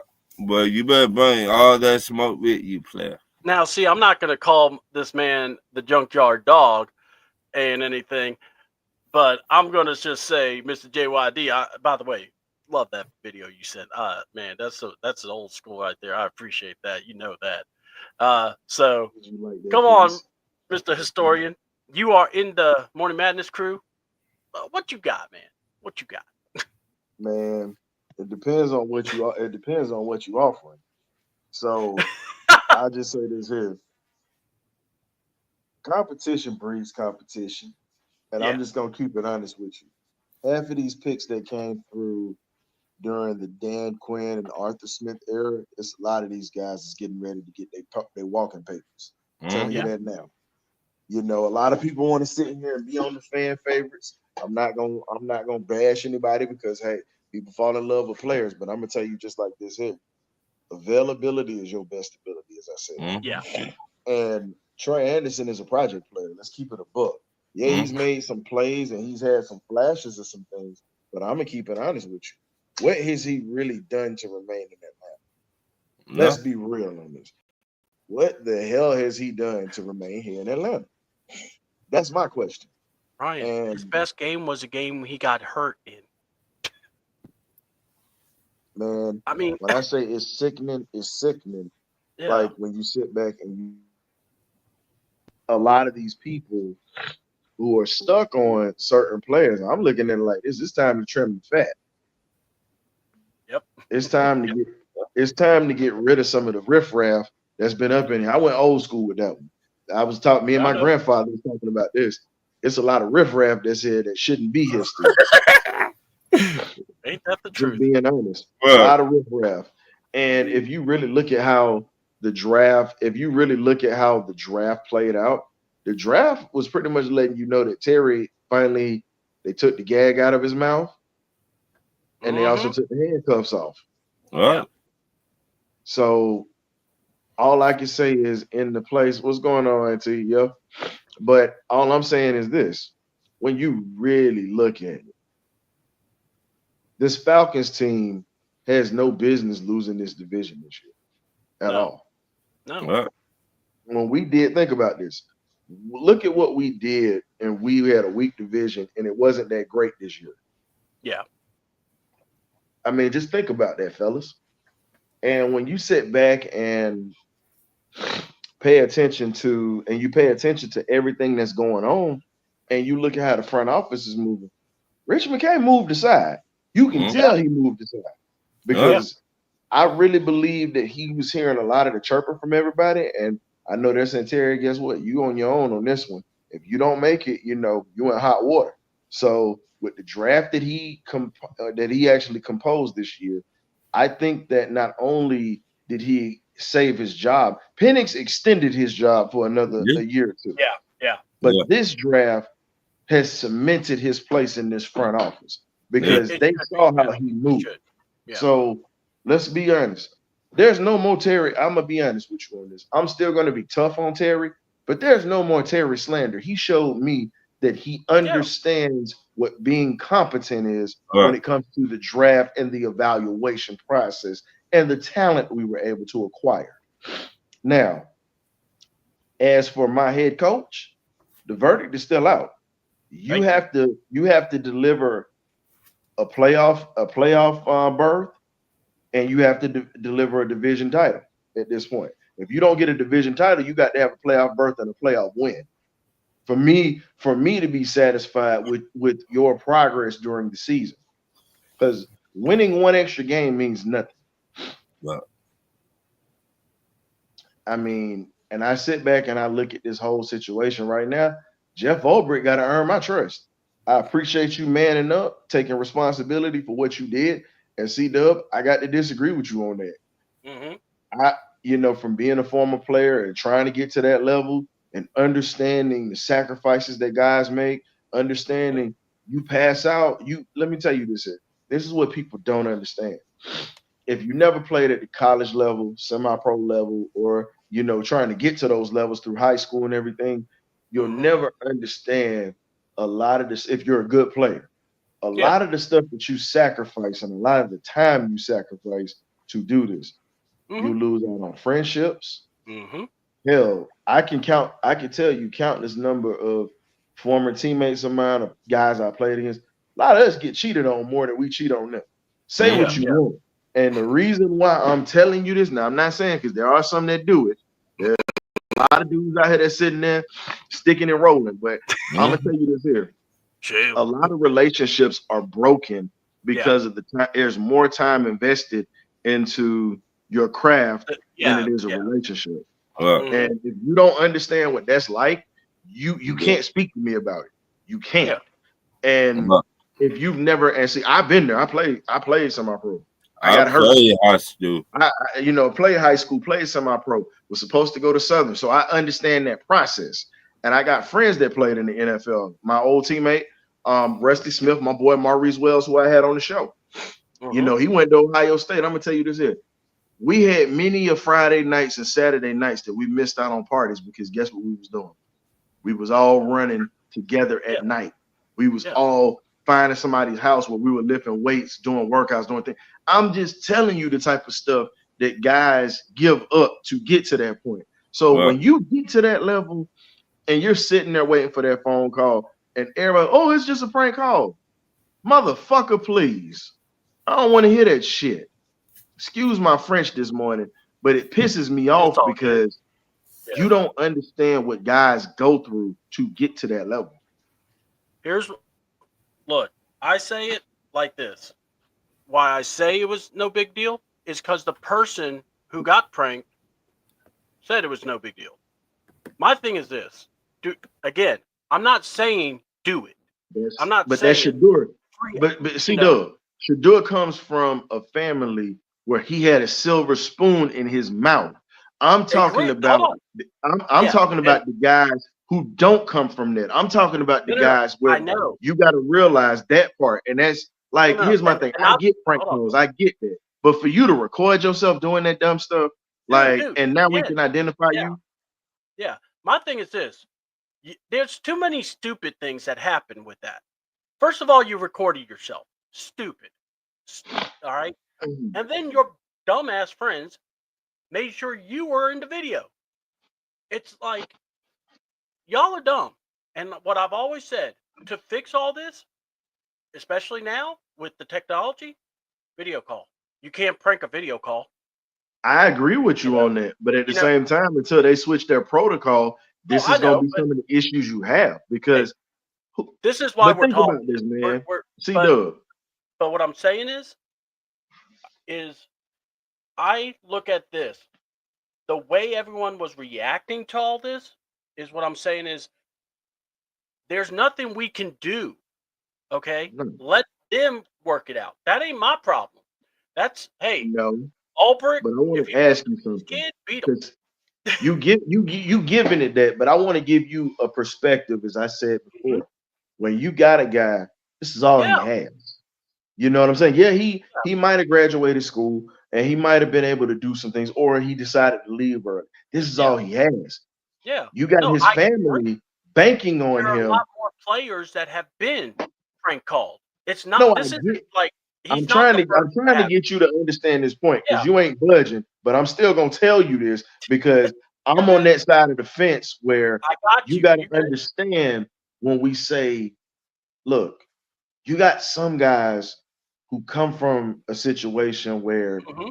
this is all they have. You don't know where their mindset is because Yeah, again, Kyron Lacy was supposed to be a top draft pick, and you see, God rest his soul, you see that he was at the breaking point after the combine, and he was yeah, projected to be a top pick. You got some guys, C Dub, that are in a bad place mentally as well. yeah. So No, I got sometimes some of these jokes are not funny and then when the guy kills himself or something happens, oh well, everybody wants to feel sorry but no one thinks about this shit when it's going on. That's all I'm saying. I you. understand. I'm okay with a good joke, but I Yeah, yeah. also think about the other side of the house when you look at these guys that might have mental issues and they're barely holding on by a thread, man. Like And again, people don't yeah. get it, bro. Well, what I'm saying is that in my view, what I've said is if because this has happened multiple times, and it Yeah, has, and those guys, and here's the other thing, guys never, it almost like these guys never brought that up until now. So my thing is, since I'm aware of it, oh yeah, I look at it. Let's fix it. Video call. Everyone's got agreed. the ability. Now, the other thing, I want to go back to the Raheem thing because Yeah. you touched on the biggest question mark I think is on this team. Mm-hmm. Okay. And that is Ross got to coach these guys. Jeff Ulbrich, he's got to do his job. Nate Ollie's got to do his job. We were talking about Nate Ollie being brought in from the Texans. And Yeah, I know. D-line coach, yeah, excellent coach. yeah. So my question to you is this. You're right. I don't think it's like this. I've told Ron, Terry shouldn't be fired if we don't make the playoffs. But we better have, or it's got to show that James Pierce is on the incline. You see what I'm Yep. saying? Like this was a good investment Mhm. making this because Raheem is in charge of all this. He's got to coach this. And that You is got to my temper question. your To me, that's expectations the with biggest rookies, question bro. mark. Huh? You got when it comes to pass rush, like certain positions, they translate. Like running back is the easiest position to translate. The only thing they have to get better at is identifying things and picking up the blocks. That's the Yeah, main thing with a running back. Everything else they do transitions, and that's the exactly. easiest transition compared. But now when you talk about edge rushers and defensive players, some guys hit right off the bat, but then you also have some guys who it takes them a year or two to get their feet up under them. So my thing is with these rookies that we got, I want to see flashes. I don't Hmm. expect them to ball out this year because guess what they're doing? They're learning the system. Outside of learning the system, they're learning how to become professionals. They're learning how to salvage their bodies during the season. Like you're having guys come fresh out of college. Some guys can just adapt immediately, but Hmm. then you have to look at the guys who it's an adjustment. Yeah, It's an adjustment. And if you give them a year or two to adjust, then boom, you got something, especially for pass rushers. Because let's be real, one of the biggest pass rushers, one of the greatest pass rushers of all time is Bruce Smith. yeah, Everybody knows about the great Bruce Smith. yeah. Go back to when Bruce first started. Bruce was 300 pounds. I know you remember that, C-Dub. Bruce was a I do. big boy. He was a he was an almost 300 pounder. He lost weight, got in playing shape, because you got to remember, you coming out of Virginia Tech, this kid grew up eating soul food his whole life and was big, had a quick first step. It's the truth. Daryl Talley even said it. Oh When he got into that mode of learning how to be a professional, everything changed. Yeah. When you talk about weight control, you talk about what your diet is like, you're talking about learning the playbook, you're talking about learning that you can't just speed rush everybody, or you can't just bull rush everybody. Yeah. You're learning the tricks of the trade. So when you talk about it, edge rushers are definitely guys that have to adapt to the game. Some guys hit on the part like Michael Parsons and Lawrence Taylor, but I believe that Pierce is going to be, out of the two, I'm going to be honest with you. Jalen Walker's my guy. Oh, I know. My dude. That is my guy. I wanted him. Yeah, but I love Jalen. That's the one I would. Yeah, Ron, me. Yeah. I give him. It's gonna take him 2 years. It's gonna take him 2 years to become that guy. Mm-hmm. It's gonna take him 2 years, and I'm saying it. Now, if he does it before then, I'll eat crow. But it's gonna take him 2 years. But Pierce, off the bat, Pierce is gonna be that guy. A lot of people. C-Dub, I haven't been wrong with my evaluations yet. I know. It's a reason why I'm telling you this. Hold on. When you tell me stuff, I look at you and go, Ryan knows what he's talking about. When I hear Mel Kiper say something, I look and go, man, get the hell out of here. I appreciate that. And here's my thing. If Walker does it off the rip, I'm cool with it. But the reason I say Pierce is going to be that guy is because you already doubting him for number one coming in. Mm-hmm. Oh, number two. And he has a little crazy in him. And here's the other thing. He had the highest percentage of quarterback pressure in the SEC. Mm-hmm. Sometimes he disappeared in the Georgia game, of course. Yeah. It was what it was. He disappeared in the Bama game from time to time. But when you look at it, now that he has a little bit more help and he's got somebody that's going to coach him, the raw ability that he has is getting ready to be ugly. The last time we had something out of Tennessee like this was Big Chuck Smith. Oh, we know how he did. Say that name again, Ryan. Big Chuck Smith. What did Walker say? Everybody don't remember. I already said I'm getting my Jalen Walker jersey as soon as it drops. Oh, I've already created artwork for Jalen Walker already. I wish I could afford a Jalen Walker. Let me say this. I think Jalen Walker is definitely going to benefit from the Georgia system. You played under Kirby Smart. You got to be on your P's and Q's. This isn't one of those Kirby just lets anybody play. Nope. He don't let everybody on the field. No. And if he trusts you with signals and calls, guess what? You're that dude. So in my view, I already saw that with Jalen. And I said, man, if we get a guy like this is a kind of a defensive leader we need. And my thing is this, let him learn. Give him the year. My thing is, don't be surprised if you see him making plays. What? He's gonna be one of those guys. You'll always hear his name somewhere. Yep. It's always around the football. Got a nose for the football. Yes. Mm-hmm. And pairing him with Jesse Bates, you're gonna put him around, Caden Ellis. My thing is this. These are men coming in, and they get that Georgia tax too. You get the Georgia tax. What I mean is, what do other teams say? They come prepared. They know what they're doing. They have a championship mindset. Yes. And even before Georgia won championships, the one thing they said about Georgia football players was this: the way that they are mentally prepared and the way that they have a motor that doesn't die. Like, you can't play for Kirby Smart and you ain't got a motor. You can't. You won't make it. And here's the scary part about Pierce. And I'm gonna throw this out here. Both of those guys have what we call mean streaks. Mm-hmm. This is something that Atlanta defenses have lacked. Y'all can disagree with me all you want. We ain't gonna disagree. We've been saying the same thing. Oh no, I'm speaking to anybody because I've said this.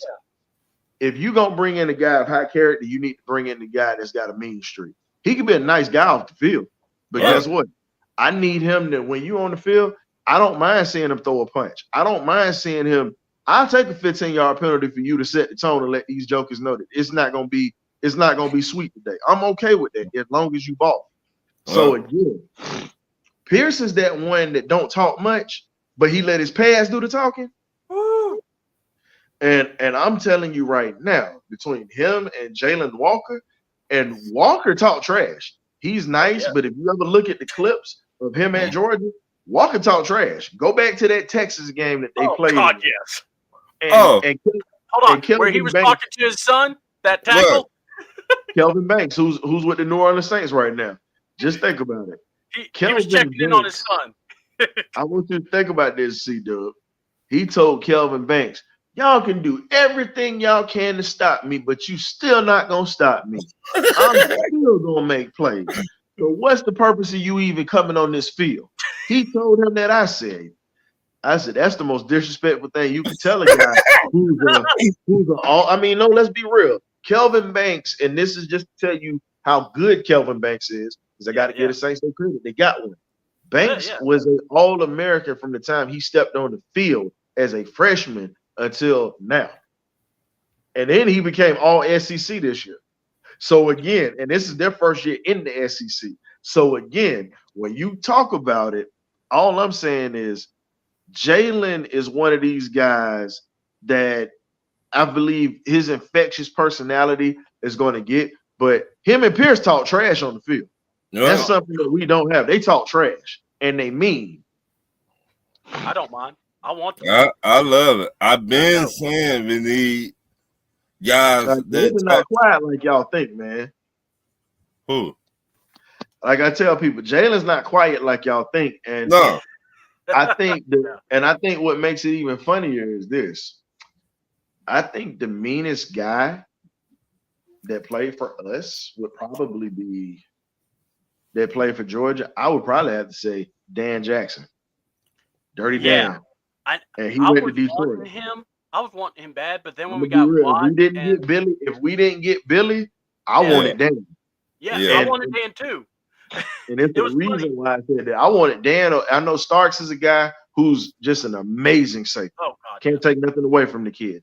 And of course he goes to the Baltimore Ravens, of course. And they already got a shutdown secondary with TJ Tampa and Nate Wiggins. Yeah. And then you add him with Kyle Hamilton, that's gonna be dangerous. But so just think about this, C-Dub. A guy that was a walk-on, literally walked into Kirby's office, walked on special teams. The first championship, the first time you really outside of special teams that you saw Dan Jackson on the field, when Dan Jackson took that block. Pretty much he got the worst of that block when Ringo walked into the end zone. That was your first sighting of Dan. And then he comes up to starting the second year and helping lead Georgia to a championship, going to 2 straight SEC championships. And just think about it. The Senior Bowl, Dan was the best defensive player there. Yeah. And now he with the Lions. And here's the funny part. Outside of Dan, my boy Carson Vincent, 4th round pick, Baltimore Ravens, they got him. Yeah. And Mike Green, who everybody was all clamoring over, Baltimore got him too. And go back and look at the film. Carson was whooping Green's ass the whole time at the Senior Bowl. And now that those two are going to be playing against each other, see, a lot of the picks that I talked to you guys about have been drafted. Not many win as undrafted. Kendall Bolder went as an undrafted free agent, but he's gone to Denver. Sean Payton snatched him up with the quickness. He was the first one he snatched up. And C-Dub, when I tell you, it's just certain things you look for with kids. Everybody's looking, he got these. No. When I look at a football player, the numbers are good. I like the numbers. The stats are cool, but I look at how the impact of guys are on the field. Yeah. That's what I mainly look for. Yeah. Kobe Bryant, we signed him. And I was like, I love the Kobe Bryant pick. We got a dog. We got Millie Mills. Bring it, yeah. What's going on, Millie Mill? Yeah, apparently Ryan set the internet on fire with the eye test with your performance, man, or your appearance, if you will. I appreciate that. I didn't do much. I just went in there and just told the truth. Yeah. I like how you go. I just told the truth. I just told the truth, man. It was nothing malicious about it. It was just the fact that, we were talking about Shedeur, and I said, hands down, if you're going to sit there and try to say Shedeur was that top dog like that, then, it's like you can't really say that because he played in 2 national championships and folded at Jackson State against teams that they should have beaten. South Carolina State had no business being in that championship, but Buddy Pugh, being the great coach that he is, and he's a Hall of Famer, and he's put multiple guys in the NFL out of South Carolina State, Buddy Pugh pretty much whipped Deion's ass that day, and Shedeur and Travis Hunter that day. And then you go to the next year when they end up playing against not FAMU, that was North Carolina Central. They literally handed them their ass with King Davis. They handed them boys their ass. So again, look, you go and y'all want to, and they want to sit there and say that, oh well, Jackson State. No, Jackson State was a pipeline of players way before them 3 got there. Folks, so again, if you ever tried to debate Ryan about You HBCU, you better bring everything. No, and that was what set it on fire. Because I asked, and shout out to my boy Winston, because he do his thing on that show. But we just had a bit of a disagreement, and I asked him, I said, "Dog, do you even watch HBCU?" Yes, I watch it. I said, apparently you don't watch it close enough, and that was what started. Yeah. Ron was in there last night when I said that. I did like this. I said, See, dude, when he said that, I actually looked at Ron and kind of smirked, because when he do that, I know he about to either instigate or he gonna sit back. But let's be real, man.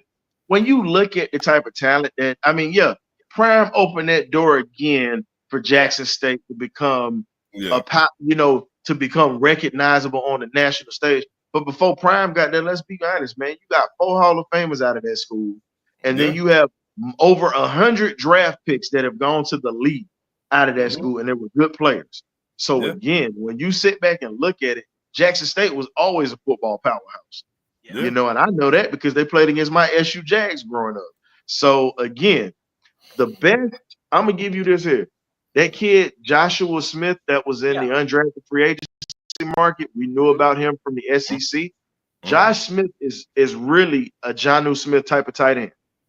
He is exactly like Jonnu Smith. My heart, why don't you? I miss you, Jonnu. and no, but you're not gonna miss him because you got one. He's exactly like Jonnu Smith. And when you look at the 8th round, I tell people like this: Ray McLeod might not get on the field over Nick Nash. Say what you want. And Nash he finished 2nd in the Biletnikoff Award only because they wanted to give Travis Hunter that award, and Travis didn't even have the numbers that kid had. Man, I cannot wait, because I thought Nick no Nash, disrespect to Travis, because Travis is a beast. Yeah, I think Nick Nash, Kobe Bryant, I think Josh Smith, and there was another one. I want to say Simon Barrow out of Miami, that defensive tackle. Okay. Yeah, the defensive tackle. And it's an offensive lineman. I don't know if you saw it. We got Jordan Miller out of Georgia Tech. He's got over, and I talked about it on Bumper to Bumper this morning.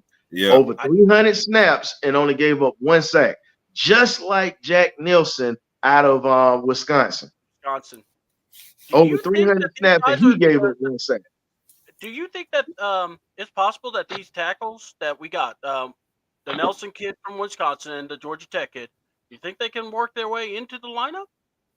Yes. I would say that. They'll be starting by their 3rd year. I would say that Caleb McGarry better get his shit together. I'm gonna be honest with you. We might see the best. We might see the best out of McGarry because he got them young pups behind him. And I'm gonna be honest with you. Those 2 guys, we got 3 offensive linemen, and there's another kid out of Georgia Tech. I can't think of his name. White boy. He's nasty at that tackle spot, but I can't remember his name. But it's 3 of those guys. It's 2. So we got 2 Georgia Tech offensive linemen and a Wisconsin offensive lineman this year. 2 were undrafted. 1 was drafted. and they all have something in common. They all have over 300 snaps, and they've given up less than 5 sacks. That's not a coincidence. Yeah. That's not a coincidence that they got him. Mm-hmm.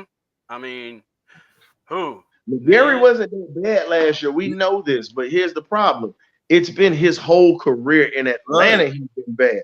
1 year does not excuse the garbage that you put on the field. That's what I need for Falcon fans to understand. Stop trying to go off of just 1 year. Go off the body of work. Yeah. Every year, a football player is supposed to get better and better. Yeah. You should not be mid every year. Well, here's the other thing to think about. In my opinion. You now have Penix, who's left-handed, and this is what Ryan's been saying all at the Birdcage. Y'all make sure and check out the Birdcage, by the way. Right. The LLC over at 8 p.m. today.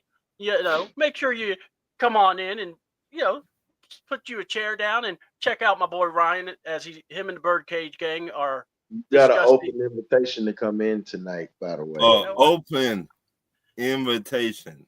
I might have to come on in. I'll leave the computer up. I might have to come on in for you. You know what? Because I love you. So yeah, we could do that. Appreciate that. I mean, look, I love the takes you guys give, but my thing is this. This is why I asked, because McGarity is that guy that's going to protect the blind side, and that means something to all of us because this is Michael Penix's first full year. There's going to be tape on him. People are going to know how to play him, and they're going to have to learn how to attack him. So my thing is, if these guys, 7th or whatever, I don't care. If they can protect my guy, that's who I want protecting my guy. Right. Yeah. So, because I don't want to see Kirk Cousins nowhere. That's his name, Gray. Yeah, that offensive lineman, he plays every position on the line too. I know all about him. And this is what makes it even funnier when you talk about these kids coming from Georgia Tech. Yeah. You pretty much have a head coach. No, Baltimore didn't get Biggers. I think it was the Raiders who got him. I'm not sure. I got to check. But let's be honest. Brett Keys. Now, I hate Georgia Tech. I'm a Georgia Bulldog. But the one thing I give Brett Keys, he's a former offensive lineman who played at Georgia Tech, was an All-American. He did his thing. And if you look at what happened when he took over for the other coach that they let go of that was taking pictures in front of the Waffle House and all that stuff. Oh, yeah, Jeff Collins. Yeah, that is. Jeff Collins. I'll be honest with you. Georgia Tech has a toughness about them that they haven't had in a long time since George O'Leary was coaching there. That was the last time they had a toughness like that. And no disrespect to Paul Johnson, but he wasn't putting them in there like that. But Brett Keys is bringing toughness back to Tech. They're not a pushover team like they once were. And my thing is, I don't mind drafting the Georgia Tech offensive lineman that he's had his hands on. You understand what I'm saying? Yeah. Not just we that. Can get our deep look. We can get our O lineman out of Georgia, or we can get them out of Tech. We got 2 places to pull from now. So I'm okay with bringing these guys in. And my thing is with Tech, the Georgia versus Georgia Tech game, I was nervous about because they were so disciplined in. But what's so great about Georgia Tech is just you could tell Kirby respected Brett Keys. And I'm just telling you, man. You saw the hug after the game. Kirby don't hug up. I mean, he'll shake hands. Or he'll know what I'm saying? It depends on who it is. He'll shake hands. But Kirby actually embraced Brett Keys. I'm talking about, and he hugged him for about 20, 30 seconds because Brett Keys was crying literally on Kirby's shoulder. Yeah. Now think about that. This is a rival that's doing that. And remember, he and Kirby played against each other in college. Yeah. So there's a mutual respect on both ends. But when you see that, I'm going to be honest with you. I know now that Georgia Tech has a coach that did coach up under Saban, just like Kirby did. Guess what? You're going to have tough-minded football players right over at the Lego Block School. Yeah. That's what I call them. Those engineers. The engineers. I call it the beehive, where the honeybees are. Don't be surprised. But you know what? In a couple of years, We They're might gonna be get our that head bosses coach. still. Listen, they're gonna be our bosses still, but I think I'm gonna be independent before I let that happen. But That's what I would do. but let's be real. We finally got a offensive line factory because you're seeing Georgia Tech O linemen taken now. We have an O line factory that's right in Atlanta now. God, yes, we do. And Mm. look, Think they about it. finally got a Georgia Bulldog in the building in the first round. At Great this job. point, you got to keep drafting Tech guys. You need to be drafting Yeah. Georgia guys, and you need to be drafting Tech guys that's right in your backyard. Right.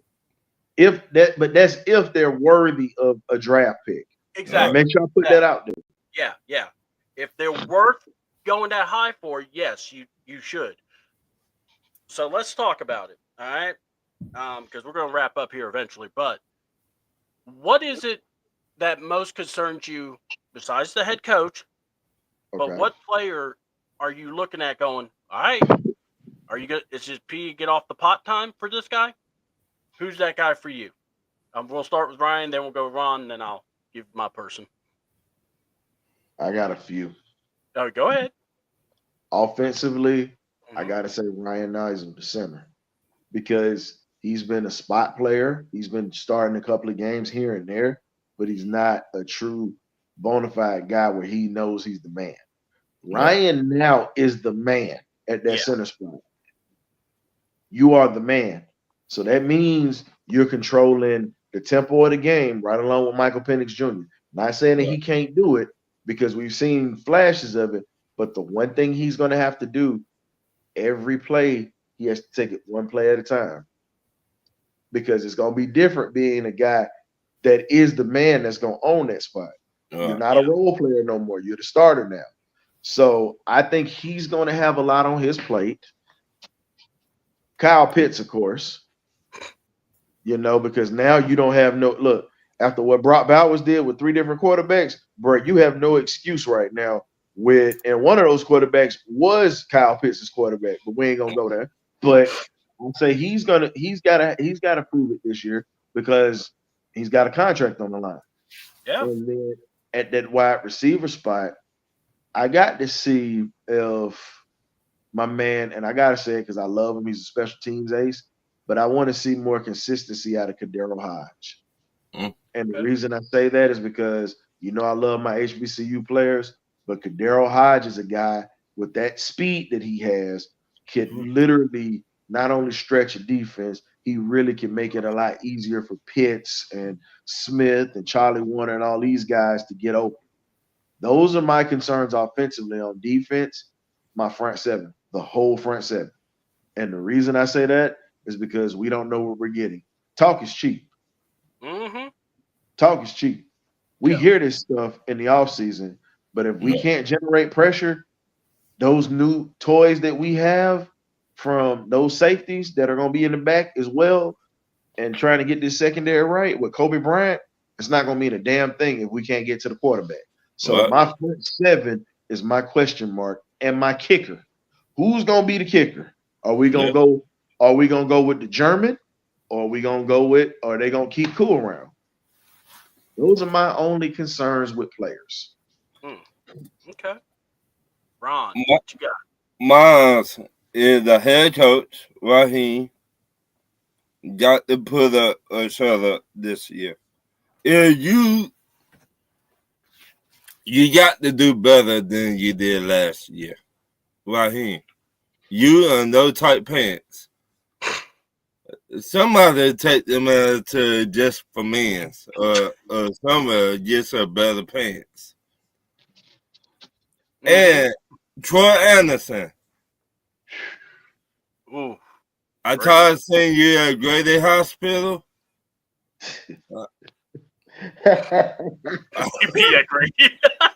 Why are you sending him to the trauma unit? He's supposed to be at Piedmont. Because the way he played like he is.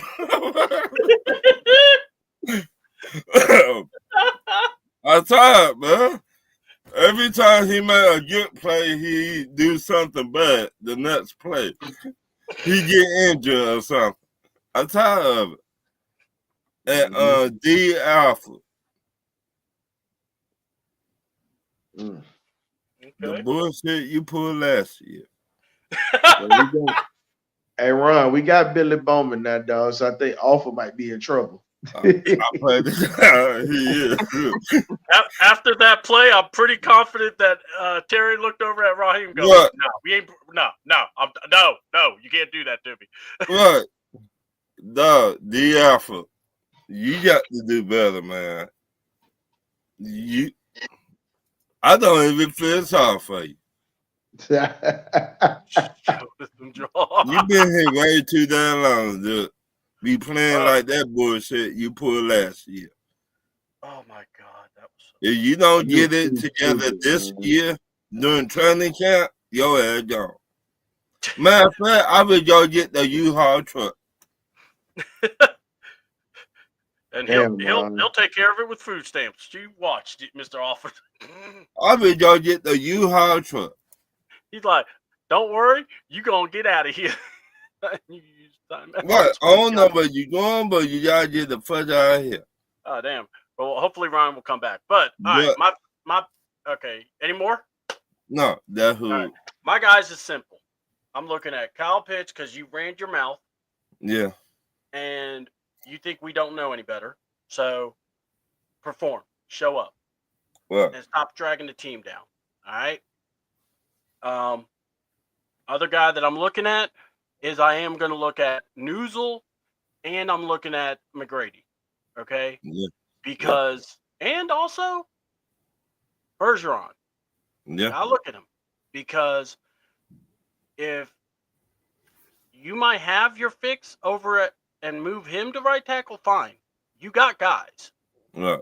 So let's see what we could do. I want to see how we can, look, it's all about protecting our quarterback. Right. I want the best 5 men protecting them. Right. Period. It ain't, I don't care what your status is, whatnot. This is business. Right. And I'm looking over at, we got him back. Cool. Welcome back. We were like going, man, where did he go? StreamYard just booted me for no reason. Hold on. I was like, dear Lord, he did the Irish goodbye better than Ladarius did on me. See, that's we were talking about the Alpha. That's he got the job. You know what? I'm gonna give you this because you mentioned the offer. Now we talked about those safeties. I'm gonna give you this because I know C-Dub gonna kill it. You remember I told y'all Iowa State quietly is a factory for corners and safeties, right? Yes, you did. There's a kid that we got as an undrafted free agent at safety who can also play slot. His name is Malik Vernon. Okay, I remember him. Solid player out of Iowa State. Plays safety, but he can play a little slot corner. So again, we have 3 safeties that we have outside of Bate. Actually, that safety room is loaded right now. Yeah, and you got Jordan, but Fuller's not gonna. His money's not guaranteed to be a starter. So you could, Fuller is there. Remember, we got DeMarco Helms, who was a 7th round pick. They can possibly cut him too. So again, as I said before, I've been telling people if we get corners and safeties, Iowa State quietly is a place you can go get some from. There's a problem in the league. Oh yeah, and look, I'm cool with that. I mean, give me guys that we can rotate, move around, get. I want this defense to be, versatile. But the guys so far on offense, I said I'm looking at Bergeron, I'm looking at Newsel, and I'm definitely looking at McGarity. And of course, Pitts, because you run your mouth. Guess what? I got to now focus on your dumbass. Look, all I'm going to say is this, Falcons. I hope you're listening. If he has a great year, great. Don't sign him. Don't fall for the okie doke. This is the okie doke year. I'm telling you right now, man's gonna ball out like. You think it's gonna like, oh man, we got this, we've unlocked the unicorn. Everyone's gonna, get on to Ryan saying, look, Ryan, look how great the unicorn is. And we're all let them go to Kansas City and let them do it. Tired of having a project. Let them do it. I'd rather develop Joshua Smith at this point. Same here. Look, but I would ask for 2 draft picks. I'd be like, hey, give me 2 draft picks. For Kyle Pitts. I like that. version. Who is he speaking on that they're gonna put for I Vernon? think he was talking about the corner safety from Iowa Fuller. State. Or Vernon maybe is I'm not sure, Vernon but- is not a linebacker type, but I get where Yeah. he's coming from and putting him in the box. But Yeah. And Bergeron right tackle in college moved him to guard because Matthews was there. No, I get it. I'm just saying. I'm just saying. I want no excuses. You've got talent. Use it. You know, Right. 'cause to me, this year is all about making the playoffs. You can't Right. come up and tell me, well, we don't have this guy. No, you got somebody. Find someone. You know, get you one of those multi-tools and say, all right, we're going to use this and we'll just deal with it. Because that's what you're going to have to do. Ulbrich already said he's going to be. Okay, well, get us the name of the guy he's talking about because I want to just double check. But yeah, I definitely am looking at those guys on offense. Receiver-wise, oh, we can't forget about Quincy Skinner, the kid out of Vanderbilt too. I almost forgot about him. well, see, again, how are these guys going to contribute? What are we going to do? And are they going to take jobs away? But a guy I want to see, you know, always on the verge, or the guy that got drafted with, you know, Penix, Casey. Casey Is he gonna be able Washington. to make the team? Because I almost you forgot got some about him competition now. because I So- almost forgot about Casey Washington. Literally. Yeah. So he's one that I'm going to be watching because he had a good relationship with Penix, but I want to see now with everything else going on. Now on defense, come on, we all know that, you know, the man that is known as the cottonelle tissue of the team. That if he had a really good game, he had to go to Grady afterwards to get help, or Piedmont, or whatever you want to go. But that man, he stays hurt. And all I got to say is this. I hope not to – it's like this. Move him to whatever. But he's going to be one of those that we don't have to go, well, man, if we had Troy, we don't have to worry about that with what we got now. We can now look at it and go, oh, Troy did that? All right, cool. That's it. So the guys I'm looking at is who's going to play next to Jesse Bates, and are we going to get better play out of that position? Yeah. And who's going to be the corner to opposite Terrell? Because that's also going to be the question, especially in an attacking 4-3 or whatever we're doing. They gonna start Hughes because of experience. Yeah, but I believe this is my thing. If Hughes can't stay healthy, it's gonna really end up being your boy Kobe Bryant. If Bryant can get over there at that other corner, Hughes don't get that job back. I don't give a damn how much money you get. Yeah. I don't, like I said, you did what you did with Hughes. So, but look, you got the team you got, and I'm still looking, and yeah, the kicker position, that's going to be interesting to see. Right. But the biggest question mark to me is that head coach. Yeah, Raheem. Tight pants. You know, look, you better be ready because I'm going to go here. That dang quarterback series hasn't came out yet. And when it does, I hope y'all are ready. Yeah. I think we're going to get some. Y'all gotta leave that man Raheem alone. Listen, Mm. listen, C-Dub. Yeah. See, you don't understand the vision. You don't understand what I'm doing right now. Oh. You got to let me We get, got you let- to you got to let me impromptu get interview with you you. got to let me get this mojo going. You got to let me get this juice flowing. We got the juice right now. See, right now you're not understanding. We just had a great draft. Listen, C-Dub, just watch my man. You and D Orlando Ledbetter, D-Led. What's up, D-Led? Y'all gonna eat y'all words this year, man. Come on now. Oh, Mm. We got this here. So here, hold on, get you back on here. But Raheem, could you please explain to us how the Falcons keep doing stupid stuff, and yet this stuff keeps Yeah. following us, man? Well, you got to understand. With a lot of stuff that's going on, it's a good question, D-Led. With a lot of stuff that's going on with this team, you got to understand. People gonna make mistakes. It's what happens, you know. But at the same time, these are my guys. Don't worry about that. We have this. We're fine. We're fine. We're fine. You guys just don't understand that we're making moves to make some things happen. Terry has done a great job, and we're gonna get a division. We're gonna outrun the South again.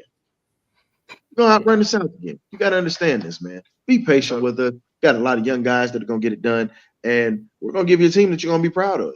Trust me, we got this. I think Well- he said that last year.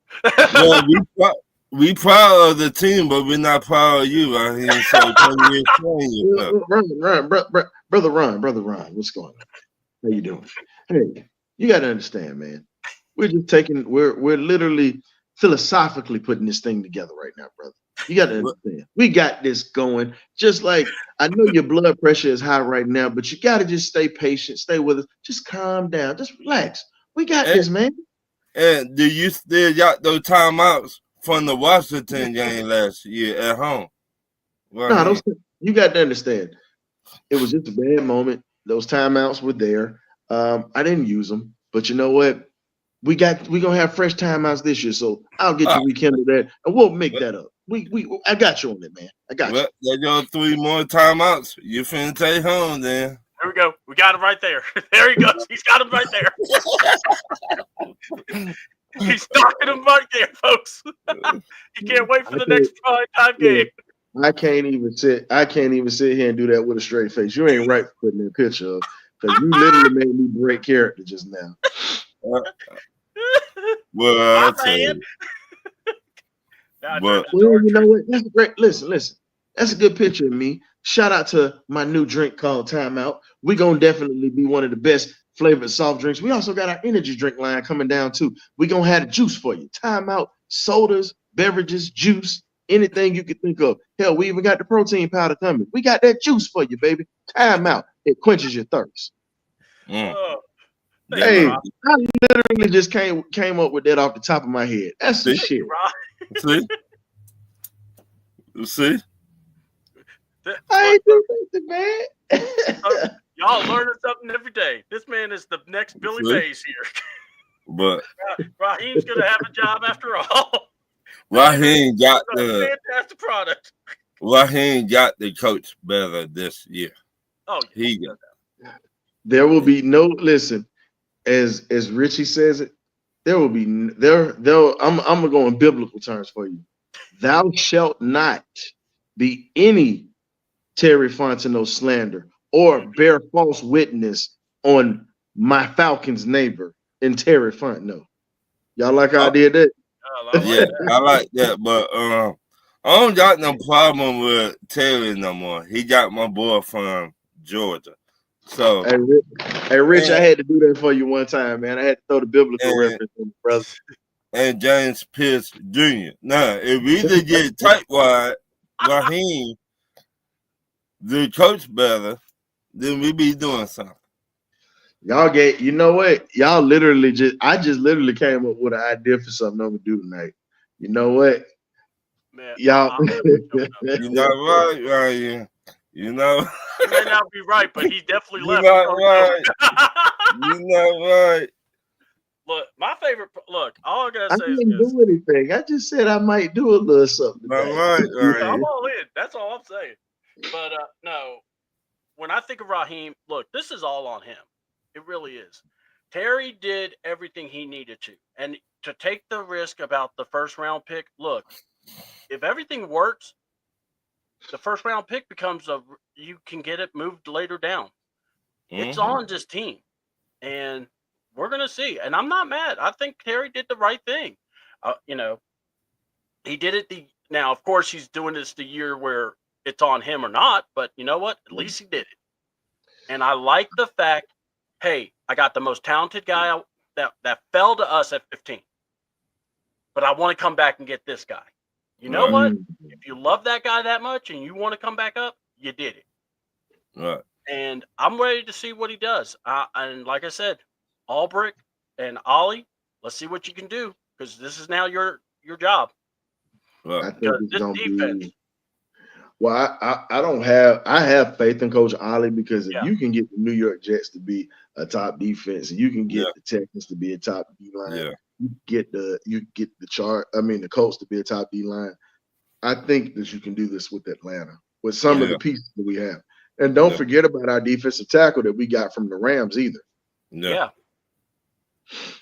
And then remember, we ended up getting a linebacker from the Raiders that everybody forgets about, that led their team in tackles. So quietly, quietly everybody is very optimistic and they're seeing what they're bringing in right now. Unfortunately, the Eagles might be getting Jalen Ramsey. I heard about that. Yeah. But I also heard Atlanta in the front of that too. We talking to them Money right now. talks, BS walks. Understand this. Jalen got a chance to get another ring in Philly if he goes there. Right now, Atlanta, we're just trying to get a playoff win. He loves Raheem, but let's be real. If he gets a second Super Bowl ring with another team, you can go ahead and bookmark his career as Hall of Fame, sir. Yeah. He already got Hall of Fame numbers now.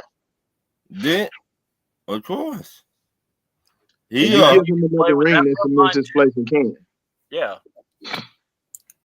You know that the dog line, I mean, they got everybody up there. I mean, it's look.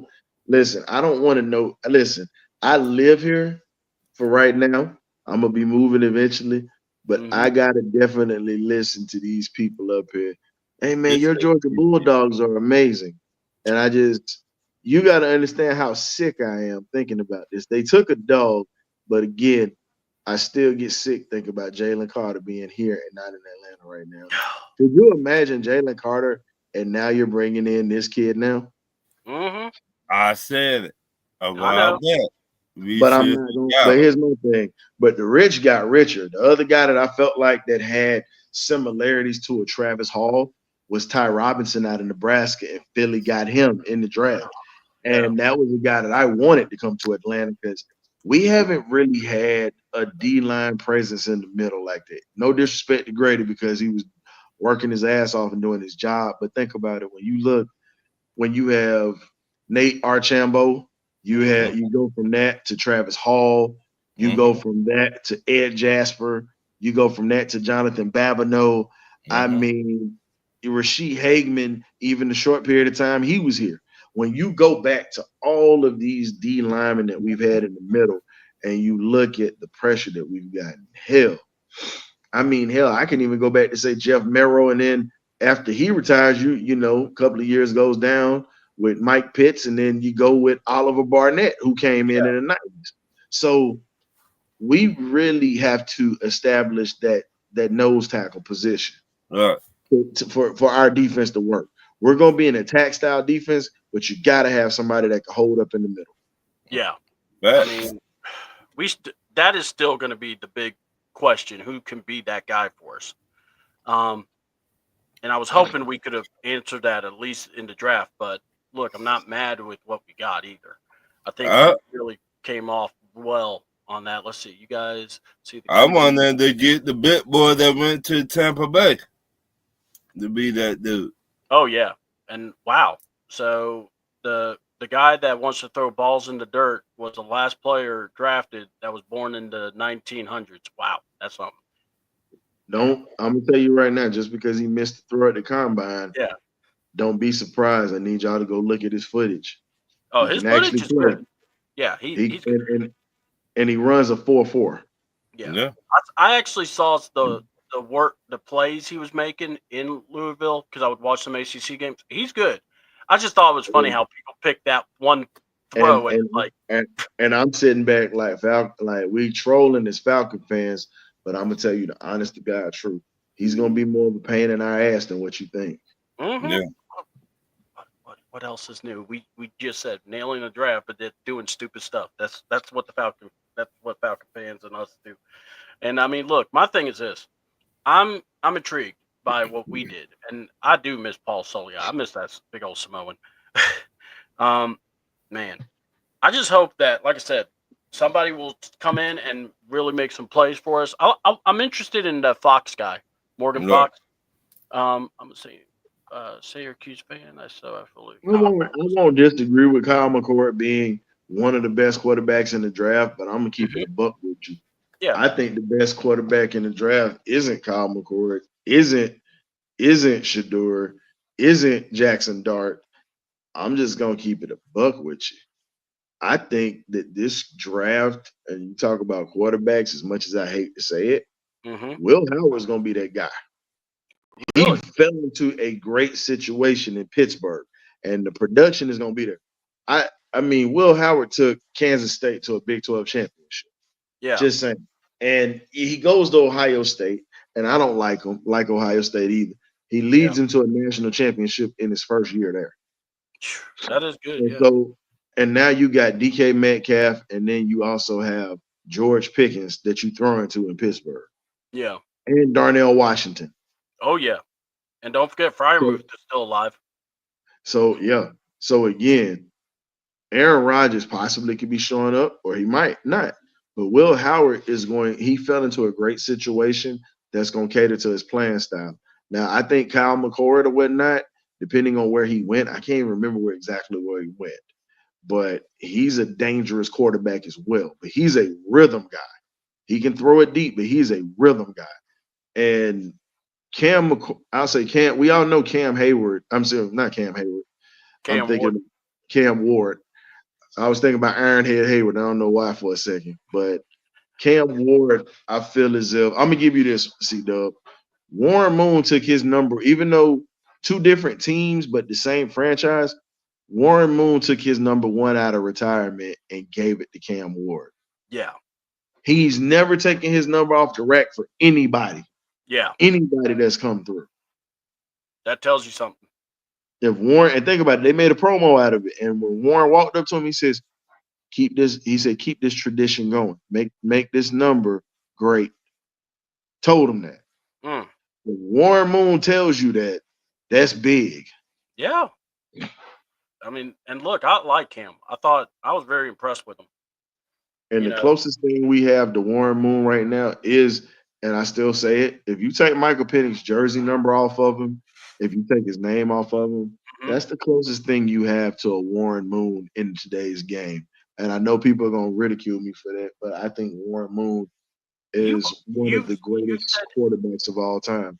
By the way, you have said that so like when he was in the draft process. So I'm not even saying, oh, you're just saying, no, you've said that for a long time. So yeah, I got you, man. I mean, and my thing is this. You could see the talent and you could see what he can do. And I'm looking forward to seeing what Cam Ward does, and I'm looking forward to seeing what Penix does too. But can you imagine if we'd have had Warren Moon in that K gun and pretty much in the red, we call it the red gun offense. And remember, he ran the run and shoot out there in Houston. Could you imagine if Atlanta would have actually brought Warren Moon in with Andre Rison and them teams that we had? Man, come on. We're going to start dreaming again. But yeah, I know. I'm sorry, I got the list. I would fantasy book a quarterback like Joe Montana or Warren or anyone to play with us, and I'd be like, oh man, could you imagine? Think about it. Dan Marino considered Atlanta at one point. A lot of people don't know that. Because he loved the wide open style of offense we were running. That's why. Yeah, I mean, I could see it. I know my dad when I remember hearing him say the rumor. He said he ain't leaving Miami for this place. I'm like, don't pop the bubble so soon. Yeah, remember this, and this is my last point because I know you got to wrap up. But Don Shula, a lot of people don't know this before he went to the Dolphins. Don Shula wanted to be the head coach and GM of the Atlanta Falcons, but the Rankin boys felt like they were giving up too much power to Don Shula, and that was the reason why. We had Don Shula. I'm just gonna be honest with you. We would have had a team that would have competed for a Super Bowl with Don Shula. Most people don't even know that Don Shula was supposed to come to Atlanta, but they didn't want to give up that power. And I'm like, this man literally coached in a Super Bowl with the damn Colts and was, groomed by Weave Eubank. And he's one of the greatest coaches of all time. And we passed on that. It's like passed on Bill Walsh too. Yeah. It's like you kind of want to look at him and go, what do we have? What makes us to look at him and go, oh, you're wrong. Let's give him the chance. So yeah. Man. Those are Falcon memories, or the city of damn. So yeah. And I'm with you on that though. And I'm with Richie too with that one where he said, yeah, we got Penix. And I keep telling people, if we do right by Penix or whatnot, this will actually be a very great career if we take care of this guy and keep him upright and give him an opportunity to win, because let's be honest. Houston gave Warren Moon weapons, but they never got over the hump. They Yeah. never could. And their defense, hate to say it, folded when they got spread out by Buffalo. So Oh, God. we got a chance to do something. And just remember this, Warren Moon actually is Michael Penix Jr.'s mentor, by the way. Mm-hmm. So we got a chance to have this kid groomed by one of the greatest to ever do it. Yeah. And now, look, if you're groomed by somebody, you're not going to try to let them down. This kid, Fact. look, I just think he is. When I look at Penix, I get excited because of the fact that he's a guy that is showing you he can take care of this opportunity, that he's ready for the chance, ready for doing what needs to be done.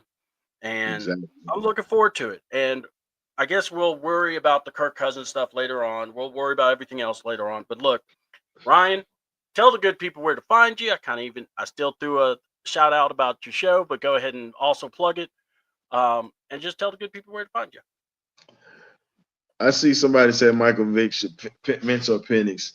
I'm going to hold my judgment on that. I love Vic, but Yeah. I'm gonna keep that. I'd rather him stay with Warren Moon or whatever, because Warren's a Yeah. Hall of Famer in 2 leagues, Canadian Football League and also in the NFL. Never has been done before. So And I the take playing that. style is so similar. Exactly. Warren could also run too, but people don't know that because they didn't watch enough of him. But outside of that, you can find myself, the historian Ryan Walker, on the Birdcage LLC Thursdays at 8 p.m., joined by the magnificent Birdcage crew. And we definitely have a good show tonight. C-Dub, I told you you're welcome to come. I'll make sure I send you that link. Mhm. Also, we're going to have Friday night, we also have interview segments too during the off season and sometimes during the season called On the Perch. And we got Dale Ellis, former Seattle Supersonic, coming on tomorrow night. That's from the Atlanta area, Marietta guy. He'll be on Friday night. And then during the season, we have the pregame meal show that comes on before every Falcons game. We break everything down. We have the halftime show, and then you got the party line or the benediction. I'd rather see more party lines than benedictions coming up this season. God, So- we need that. We need a more party line than benediction that And- we've had a few years before. Please hit the like and subscribe button if you haven't liked and subscribed to this channel. C-Dub, Ladarius, Carey, all these folks come in here and they do a great job with not just Falcons information. Also, if you're a wrestling fan as well, please check them out as well, because they get you up to date, they keep you interested, and they have everything that you need when it comes to that. It's just like beef jerky. You get all the protein, might be tough to chew, but you get everything you need. So Oh yeah. I'm out. Appreciate you. And like we say in the cage, man, you either get right or you get left. Ghosts. Got it. That is Ryan the Historian, folks. And I hope y'all enjoyed the show.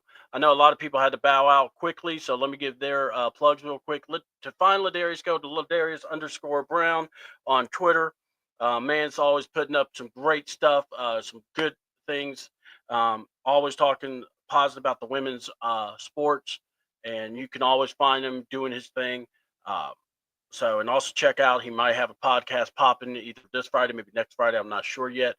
Also, my guy Ron and Talk Your Ish, check him out there with Dennis Holmes. One of the best. These guys are great. They talk their stuff. They are upfront and they don't hold back. Shout out to Carey. Big shout out to Ryan the Historian coming on in and just killing it. And you know what? Here's the deal. I say the prank calls are no big deal, but I do understand what Ryan's saying, and I respect Ryan's opinion. And my thing is, I don't like them either. But my point was, or what I want to say is this. So let's find a way to fix it. Let's not do that. All right. Let's do video chats. We have the technology now. We should be doing that. That I think would help. But also, y'all stay away, have fun, be yourselves. Don't record stupid stuff, please. No Kool-Aid challenges. Don't fight a gorilla. We don't need 100 people fighting a gorilla. Why are y'all doing that, by the way? Don't do that. Now I sound like an old man. But anyway, with that being said, check out the Birdcage tonight at 8 o'clock. And then tomorrow night, they're going to have Dale Ellis. And I really can't wait to hear that, because might have to ask Ron or Ryan to ask a question for me, especially after seeing what we saw with the Greek Freak and Halliburton's dad. But yet, by the way, got to give a massive shout out. I thought Giannis showing the class. He could have buried this guy, could have went off, but he respectfully talked about how he felt and what he thought, and then respectfully looked over at Halliburton's dad, or Halliburton was like, "Hey, my dad was in the wrong. I talked to him. We'll get it all straight." And the dad apologized. I thought a situation that looked really bad ended up being really good, and I really want to applaud these three men. I hope the NBA don't freak out all over it, because quite honestly, I think when you handle something like that, just give respect where respect's needed. So with that being said, next Wednesday we will have a show to review wrestling. So Wrestle Take will be on. So at 5:30, check us out. We'll see you all Wednesday, and then we'll give you an update. We might take the week off, or we'll just do another show. Thank y'all so much. And look, get ready for the Falcons. I think this will be, even though, let me put this back up here. Even though we do some dumb stuff, we're still Falcon fans. So let's just embrace it. Let's know it. And let's just try not to be doing stupid stuff, because the Undertaker will always find us. So with that said, I am C Double. I hope everyone, King Richie, Christy Lewis, Pam, Devin, Millie Mill, I said Devin, Millie Mills. I said April, Ron. I said Ladarius. I said Pam, Christy, Sterile, and then the person that said, "Who's this?" So I hope you all enjoyed the show. We hope you come back and check us out. Birdcage, of course, Mr. Someone. Everybody, thank you all for being a part of the show. It always helps. And have a good one. I'm C Double. I'm out.